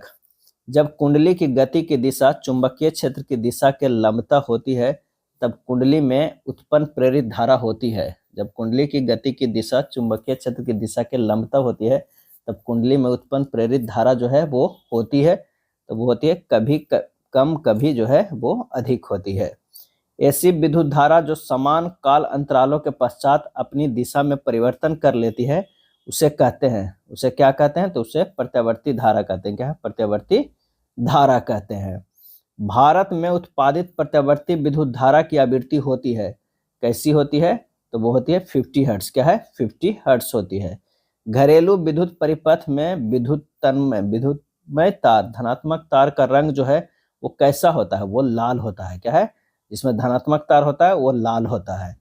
हमारे देश में विद्युतमय तार एवं उदासीन तार के बीच कितना विभवांतर होता है? कितना विभवांतर है? तो 220 वोल्ट। जो घरेलू में आता है, घर में, वो 220 वोल्ट आता है, तो अंतर भी 220 वोल्ट का होगा। किसी परिपथ में विद्युत धारा अकस्मात बहुत अधिक हो जाती है, तो इसे क्या कहते हैं? तो इसे लघु पतन यानी शॉर्ट सर्किट कहते हैं। क्या है? शॉर्ट सर्किट कहते हैं। विद्युत परिपथों की लघु पतन अथवा अति भारण के कारण होने वाले हानि से सुरक्षा की सबसे महत्वपूर्ण युक्ति जो है वो क्या है? फ्यूज है। क्या है? फ्यूज है। 60 के जो है वो बी हो जाएगा। दिक् सूचक की सुई होती है, दिक् सूचक की सुई होती है क्षण चुंबक। क्या है? क्षण चुंबक। चुंबकों के सजातीय ध्रुवों के बीच परस्पर जो है वो प्रतिकर्षण होता है। क्या है? प्रतिकर्षण होता है। किसी चुंबक के चारों ओर का वह क्षेत्र जिसमें उसके बल का सहसूचक किया जा सकता है, उस चुंबक को कहलाता है। आंसर हमारा जो हो जाएगा चुंबकीय क्षेत्र। क्या है? चुंबकीय क्षेत्र। चुंबकीय क्षेत्र एक ऐसी राशि है जिसमें होते हैं, क्या होते हैं? तो वो है परिमाण और दिशा दोनों होते हैं, ए और बी दोनों होते हैं। चुंबकीय क्षेत्र रेखाएं होती है बंद वक्र। क्या है? बंद वक्र। 12 वोल्ट विभवांतर के दो बिंदुओं के बीच 2 कूलम्ब आवेश को ले जाने में कितना कार्य किया जाता है? और ये किया जाता है कितना? 24 जूल। क्या है? 24 जूल, क्योंकि 12 गुना 2 कितना हो जाएगा? 24। W बराबर जो होता है V इंटू क्यू होता है। क्या है? V into Q. विभक्त वलय का उपयोग किस उपकरण में किया जाता है? और इसका सही आंसर जो हमारा हो जाएगा वो क्या हो जाएगा? आंसर हो जाएगा ए, विद्युत मोटर में। क्या है? विद्युत मोटर में। चलिए अगले प्रश्न पे चलते हैं। वैज्ञानिक आंद्रे मैरी एम्पियर किस देश से संबंधित है? तो वो है फ्रांस से। क्या है? फ्रांस से थे। वह युक्ति जो परिपथ में विद्युत धारा के प्रवाह को उत्क्रमित कर देती है उसे क्या कहते हैं? और उसे हमें कहते हैं दिक् परिवर्तक। क्या है? दिक् परिवर्तक। 69 के सी हो जाएगा। वह नर्म लौह क्रोड जिस पर कुंडली को लपेटा जाता है तथा कुंडली दोनों मिलाकर कहलाते हैं। क्या कहलाते हैं? आर्मेचर कहते हैं। विद्युत धारा के चुंबकीय प्रभाव की खोज किसने किया था? विद्युत धारा के चुंबकीय प्रवाह की खोज जो है वो किसने किया था? और इसका सही आंसर हो जाएगा ओर्स्टेड ने। विद्युत मोटर परिवर्तित करता है। विद्युत ऊर्जा को यांत्रिक ऊर्जा में बदलने से। स्विच लगाए जाते हैं गर्म तार में। किसमें? गर्म तार में, जिसमें मेन लाइन जाता है। वह उपकरण जो विद्युत ऊर्जा को यांत्रिक ऊर्जा में बदलता है कहलाता है विद्युत मोटर। क्या है? विद्युत मोटर में क्या है? जैसे ही करंट देते हैं वो घूमने लगता है, तो यानी विद्युत ऊर्जा को यांत्रिक ऊर्जा में बदल रहा है। विद्युत चुंबक बनाने के लिए किस पदार्थ के छड़ का उपयोग किया जाता है? और इसका सही आंसर हो जाएगा नर्म लोहा को। क्या है? नर्म लोहा को। एक सीधे तार में जाती धारा के कारण चुंबकीय क्षेत्र की अभिदिशा किस नियम से प्राप्त होती है? तो फ्लेमिंग के दाएं हाथ के नियम से। एक सीधे तार में जाती धारा के कारण चुंबकीय क्षेत्र की अभिदिशा किस नियम से प्राप्त होती है? फ्लेमिंग के दाएं हाथ का नियम से। विद्युत फ्यूज जो है आधारित है धारा के ऊष्मीय प्रभाव पर। फ्यूज तार के लिए निम्नलिखित में कौन सा कथन सत्य है? तो प्रतिरोध अधिक तथा गलनांक कम होता है। प्रतिरोध अधिक होना चाहिए, गलनांक जो है कम होना चाहिए। चुंबकीय फ्लक्स का एसआई मात्रक काफी इंपॉर्टेंट है। चुंबकीय फ्लक्स का एसआई मात्रक जो है आंसर हो जाएगा वेबर। क्या है? वेबर। सेल का विद्युत वाहक बल, सेल का विद्युत वाहक बल जो है सेल द्वारा इकाई आवेश पर किया गया कार्य है। लघु पतन के समय परिपथ का प्रतिरोध जो है वो क्या होगा? तो बहुत कम हो जाता है। क्या है? बहुत कम हो जाता है। अब आइए आखिरी चैप्टर है ऊर्जा के स्रोत। बस आखिरी दम लगा लीजिए।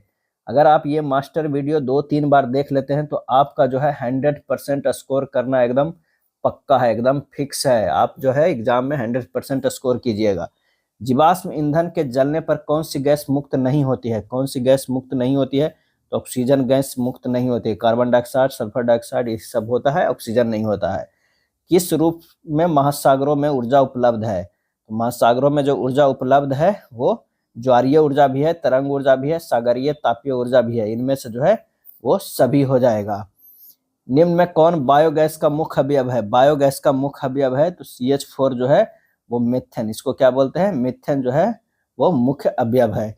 निम्नलिखित में कौन बायोगैस का मुख्य घटक है? आंसर हमारा 4 के जो है वो डी हो जाएगा। 3 के भी डी, 4 के भी डी। निम्नलिखित में नवीकरणीय संसाधन कौन सा है? नवीकरणीय संसाधन जो है कौन है? तो वो वन है। क्या है? वन है। अगला है जल विद्युत ऊर्जा किस प्रकार का ऊर्जा स्रोत है? जल विद्युत ऊर्जा किस प्रकार के जो है ऊर्जा स्रोत है? और इसका सही आंसर हो जाएगा नवीकरणीय है। क्या है? नवीकरणीय है। नाभिकीय ऊर्जा प्राप्त करने के लिए निम्नलिखित में कौन आवश्यक है? कौन आवश्यक है? तो यूरेनियम रहना जरूरी है। क्या है? यूरेनियम ही जो है नाभिकीय ऊर्जा में टूटता है। गर्म जल प्राप्त करने के लिए हम सौर जल तापक का उपयोग किस दिन नहीं कर सकते हैं? किस दिन नहीं कर सकते हैं? बादले वाले दिन में नहीं कर सकते हैं, क्योंकि धूप रहना जो है वो जरूरी है। कौन जैव मात्रा ऊर्जा स्रोत का उदाहरण नहीं है? जैव मात्रा ऊर्जा स्रोत का उदाहरण नहीं है। इसका आंसर जो हमारा हो जाएगा लकड़ी है, गोबर गैस है, कोयला है। जैव में नाभिकीय ऊर्जा जो है जैव मात्रा में नहीं आता है। जल विद्युत संयंत्र किस ऊर्जा को विद्युत ऊर्जा में रूपांतरित करता है? जल विद्युत संयंत्र, और ये करता है स्थिति ऊर्जा। क्या है? किस ऊर्जा को विद्युत ऊर्जा में? तो स्थिति ऊर्जा को। अगला है पवन विद्युत जनित्र में पवन की चाल कम से कम कितनी होनी चाहिए? कितनी होनी चाहिए? 15 kilometre per hour. 15 kilometre per hour. ये समुद्र के किनारे जो है लगभग पवन की चाल इतना और इससे ज्यादा ही रहता है। कौन बायोगैस ईंधन का स्रोत नहीं है? बायोगैस ईंधन का स्रोत नहीं है तो नाभिकीय ऊर्जा नहीं है। लकड़ी, गोबर गैस, कोयला है, लेकिन नाभिकीय ऊर्जा जो है बायोगैस का स्रोत नहीं है। निम्नलिखित में कौन जीवाश्म ईंधन नहीं है? जीवाश्म ईंधन जो है वो नहीं है, तो इसका आंसर हो जाएगा बायोगैस जो है जीवाश्म ईंधन नहीं है। बाकी पेट्रोलियम, कोयला, प्राकृतिक गैस जो है वो जीवाश्म से प्राप्त होता है, इसलिए जीवाश्म ईंधन है। जीवाश्म ईंधन का उदाहरण जो है वो कौन है? जीवाश्म ईंधन का उदाहरण कौन है? तो वो है कोयला है। क्या है? कोयला है। गोबर गैस एक प्रकार की है। गोबर गैस एक प्रकार की है, बायोगैस है। क्या है? बायोगैस है। बायोगैस का उत्पादन होता है, बायोगैस का उत्पादन होता है गोबर से। क्या है? गोबर से होता है। नवीकरणीय ऊर्जा का स्रोत कौन है? नवीकरणीय ऊर्जा का स्रोत जो है सौर ऊर्जा है। क्या? सौर ऊर्जा जो है नवीकरणीय ऊर्जा का स्रोत है। अनवीकरणीय ऊर्जा का स्रोत क्या है? तो इसका आंसर हो जाएगा जीवाश्म ईंधन। क्या है? जीवाश्म ईंधन। बाकी सौर ऊर्जा, पवन ऊर्जा जो है नवीकरणीय है। एक उत्तम ईंधन है, एक उत्तम ईंधन इसमें से कौन है? तो जैव गैस। क्या है? जैव गैस। नरौरा नाभिकीय विद्युत संयंत्र किस राज्य में है? तो ये उत्तर प्रदेश में। क्या है? उत्तर प्रदेश में। नरौरा जो है वो उत्तर प्रदेश में। प्राचीन काल में ऊष्मीय ऊर्जा का सबसे अधिक सामान्य स्रोत जो है वो क्या था? तो सबसे ज्यादा क्या है? लकड़ी का उपयोग किया जाता है, लकड़ी का। जीवाश्म ईंधन ऊर्जा के जो है वो क्या है? तो अनवीकरणीय स्रोत है। जीवाश्म ईंधन जो है ऊर्जा के अनवीकरणीय स्रोत है। सरदार सरोवर बांध किस नदी पर बना है? सरदार सरोवर बांध किस नदी पे है? तो नर्मदा नदी पे। नर्मदा नदी पे। टिहरी बांध किस नदी पर बना है? टिहरी बांध किस नदी पर है? तो गंगा नदी पे। गंगा नदी पे। जैव गैस एक उत्तम ईंधन है क्योंकि इसमें मीथेन गैस पाई जाती है, और इसका आंसर हो जाएगा वो है 75%। क्या है? 75%। पवनों का देश कहा जाता है, पवनों का देश जो है वो कहा जाता है डेनमार्क को। क्या है? डेनमार्क को जो है पवनों का देश कहा जाता है। भारत का पवन ऊर्जा द्वारा विद्युत उत्पादन करने वाले देशों में कौन सा स्थान है? कौन सा स्थान है? तो वह है 5वां। क्या है? 5वां है। टरबाइन की आवश्यक चाल को बनाए रखने के लिए पवन की चाल कितनी होनी चाहिए? कितनी होनी चाहिए? तो 15 किलोमीटर पर आवर से अधिक होनी चाहिए। सी आंसर हो जाएगा।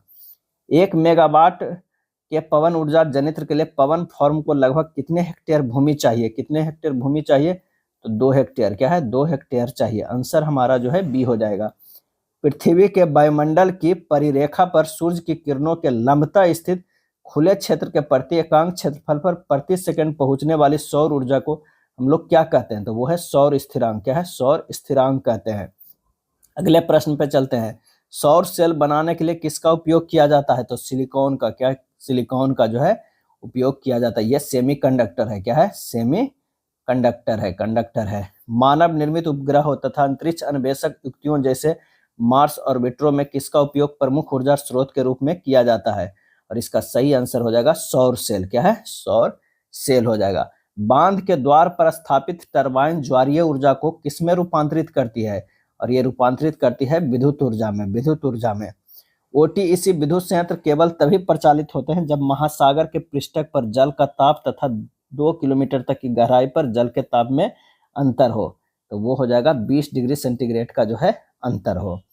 भौमिकीय परिवर्तनों के कारण भूपर्पट्टी में गहराइयों पर तप्त क्षेत्रों में पिघली चट्टानों के ऊपर धकेल दी जाती है, जो कुछ क्षेत्रों में एकत्र हो जाती है। इन क्षेत्रों को क्या कहते हैं, और इन क्षेत्र को तप्त स्थल कहते हैं। ये सब जो है डायरेक्ट है, बस एक बार 2 बार देखिए, वहां हूबहू इसी तरह जो है वो रखा जाएगा प्रश्न, और उसे आप टिक करके आ जाइएगा। सूर्य तथा अन्य तारों की विशाल ऊर्जा का स्रोत क्या है, तो ये नाभिकीय संलयन है, ध्यान रखिएगा नाभिकीय संलयन है। और नाभिकीय विखंडन जो है हम लोग यूज करते हैं, परमाणु बम है, न्यूक्लियर रिएक्टर है, ये सब में नाभिकीय विखंडन होता है, लेकिन सूर्य और तारा में जो है नाभिकीय संलयन होता है। काफी जो है ये इंपॉर्टेंट है। हाइड्रोजन बम किस अभिक्रिया पर आधारित है, किस अभिक्रिया पर आधारित है, तो ये भी हाइड्रोजन बम नाभिकीय संलयन पर आधारित है। तारापुर नाभिकीय विद्युत संयंत्र किस राज्य में है, तो ये महाराष्ट्र में है। तारापुर, तारापुर जो है वो महाराष्ट्र में है, ध्यान रखिएगा। राणा प्रताप सागर नाभिकीय विद्युत संयंत्र किस राज्य में, राणा प्रताप सागर, राणा प्रताप, नाम से ही पता चल रहा है कि यह राजस्थान में है। क्या है, राजस्थान में है, रावत भाटा में है। कल्पक्कम नाभिकीय विद्युत संयंत्र किस राज्य में स्थित है, किस राज्य में स्थित है, तो तमिलनाडु में। कल्पक्कम तमिलनाडु में है। उडनकुलम भी है, तमिलनाडु में है। काकरापर नाभिकीय विद्युत संयंत्र किस राज्य में है, काकरापर नाभिकीय विद्युत संयंत्र किस राज्य में है, और इसका सही आंसर हमारा जो हो जाएगा वो गुजरात में है। क्या है, गुजरात में है। कैगा नाभिकीय विद्युत संयंत्र किस राज्य में है, कैगा जो है वो कर्नाटक में है। कैसे कैगा, कैसे कर्नाटक, लेकिन काकरापर को मत मारिएगा, काकरापर गुजरात है। निम्नलिखित में कौन सा ऊर्जा का नवीकरणीय स्रोत है, नवीकरणीय स्रोत है, तो जो है जैव मात्रा, पेट्रोलियम और कोयला, इनमें से कोई नहीं।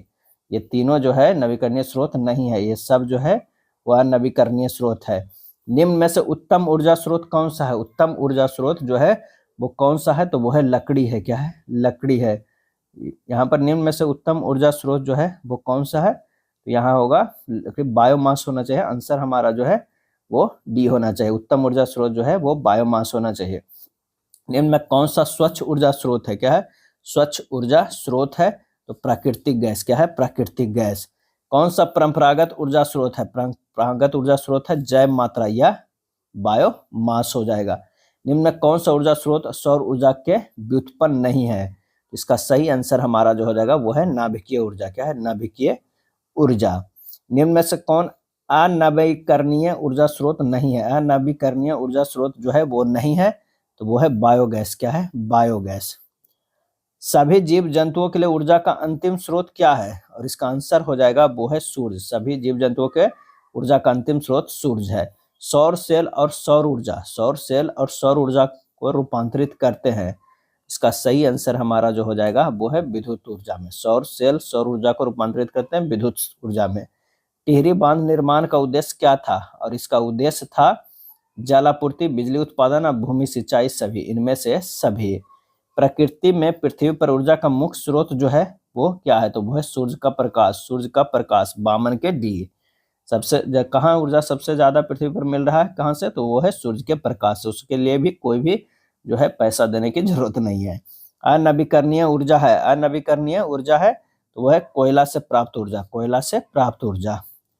ऊर्जा के 2 नवीकरणीय स्रोत कौन कौन है, तो इसका सही आंसर हमारा जो हो जाएगा वो है कोयला तथा पेट्रोलियम, कोयला तथा पेट्रोलियम। उत्तम ऊर्जा का स्रोत वह होता है, उत्तम ऊर्जा किसे कहते हैं, तो जिसमें जो है सभी गुण मौजूद हो, सरलता से उपलब्ध भी हो, प्रत्येकांक आयतन अथवा प्रत्येकांक द्रव्यमान में अधिक कार्य हो, इसका भंडारण परिवहन आसान हो, ये इनमें से सभी गुण हो जाएगा। ईंधन इनमें से कौन है, ईंधन जो है इनमें से कौन है, तो सीएनजी भी है, एलपीजी भी है, लकड़ी भी है, इनमें से हो जाएगा सभी। जीवाश्म ईंधन का उदाहरण जो है कोयला पेट्रोलियम दोनों हो जाएगा, ए और बी दोनों। जीवाश्म से जो ईंधन निकलता है उसे जीवाश्म ईंधन कहते हैं, तो कोयला और पेट्रोलियम। उच्चतर ताप पर निम्नलिखित में कौन सी प्रक्रिया पूरी की जाती है, आंसर हो जाएगा नाभिकीय संलयन। क्या है, नाभिकीय संलयन। आंसर 58 के जो है बी होगा। किसी भारी नाभिक के दो अपेक्षाकृत छोटे नाभिक में टूटने की क्रिया को नाभिकीय विखंडन कह रहे हैं। एक बड़ा नाभिक भारी है, ये जो है वो टूट रहा है दो छोटे में, तो ये विखंडन हो गया। और संलयन में हो गया कि दो छोटे छोटे मिल के जो है एक बड़ा बन रहा है, नाभिकीय संलयन हो गया। सौर ऊर्जा को सीधे विद्युत में बदलने वाली युक्ति को कहते हैं, क्या कहते हैं, इसका सही आंसर होगा सौर सेल। जीवाश्म ईंधन की ऊर्जा का वास्तविक स्रोत जो है वो क्या है, तो है इनमें से कोई नहीं। जीवाश्म ईंधन के ऊर्जा का वास्तविक स्रोत इनमें से कोई नहीं है। जो दहन कर उष्मा उत्पन्न करते हैं उन्हें कहा जाता है, क्या कहा जाता है, ईंधन कहा जाता है। पृथ्वी पर ऊर्जा का मुख्य स्रोत क्या है, अब वो मुख्य स्रोत जो है वो सूर्य है। किस धातु से सोलर सेल बनता है, तो सिलिकॉन से। क्या है, सिलिकॉन से। ये सेमीकंडक्टर है, क्या है, सेमीकंडक्टर है। निम्नलिखित में कौन सा पदार्थ बिना ज्वाला के जलता है, बिना ज्वाला के जो है वो जलेगा, तो वो जलता है हमारा कौन सा पदार्थ जो है बिना ज्वाला के जलता है। कोयला में कोई ज्वाला नहीं होता, बस ऐसे लाल तप तप जो है वो दिखते रहता है, तो डी होगा। शुष्क सेल में ऋण इलेक्ट्रोड बना होता है, ऋण इलेक्ट्रोड बना होता है, आंसर हमारा होगा जस्ता का। डीजल का उपयोग होता है, डीजल का उपयोग कहाँ होता है, तो भारी वाहनों में, विद्युत उत्पादन में, रेल के इंजनों में ही भी होता है। खिलौने में किस सेल का उपयोग होता है, खिलौने में किस सेल का उपयोग होता है, तो सूखा सेल का होता है, क्या है, ड्राई सेल का। क्या है, ड्राई सेल का उपयोग होता है। ये था पूरे फिजिक्स का मास्टर वीडियो ऑब्जेक्टिव का। अगर इसे आप 2-3 बार देख लिए हैं तो पक्का आपका एग्जाम में 100% स्कोर होगा। और जस्ट लेकर हम आएंगे इसी तरह केमिस्ट्री का एक मास्टर वीडियो, और फिर बायोलॉजी का भी लेकर आएंगे। हर सब्जेक्ट का जो है ये मास्टर वीडियो हमारे चैनल पर आएगा। हमारे चैनल पर बने रहिए और अपने दोस्तों को भी शेयर कीजिए। धन्यवाद।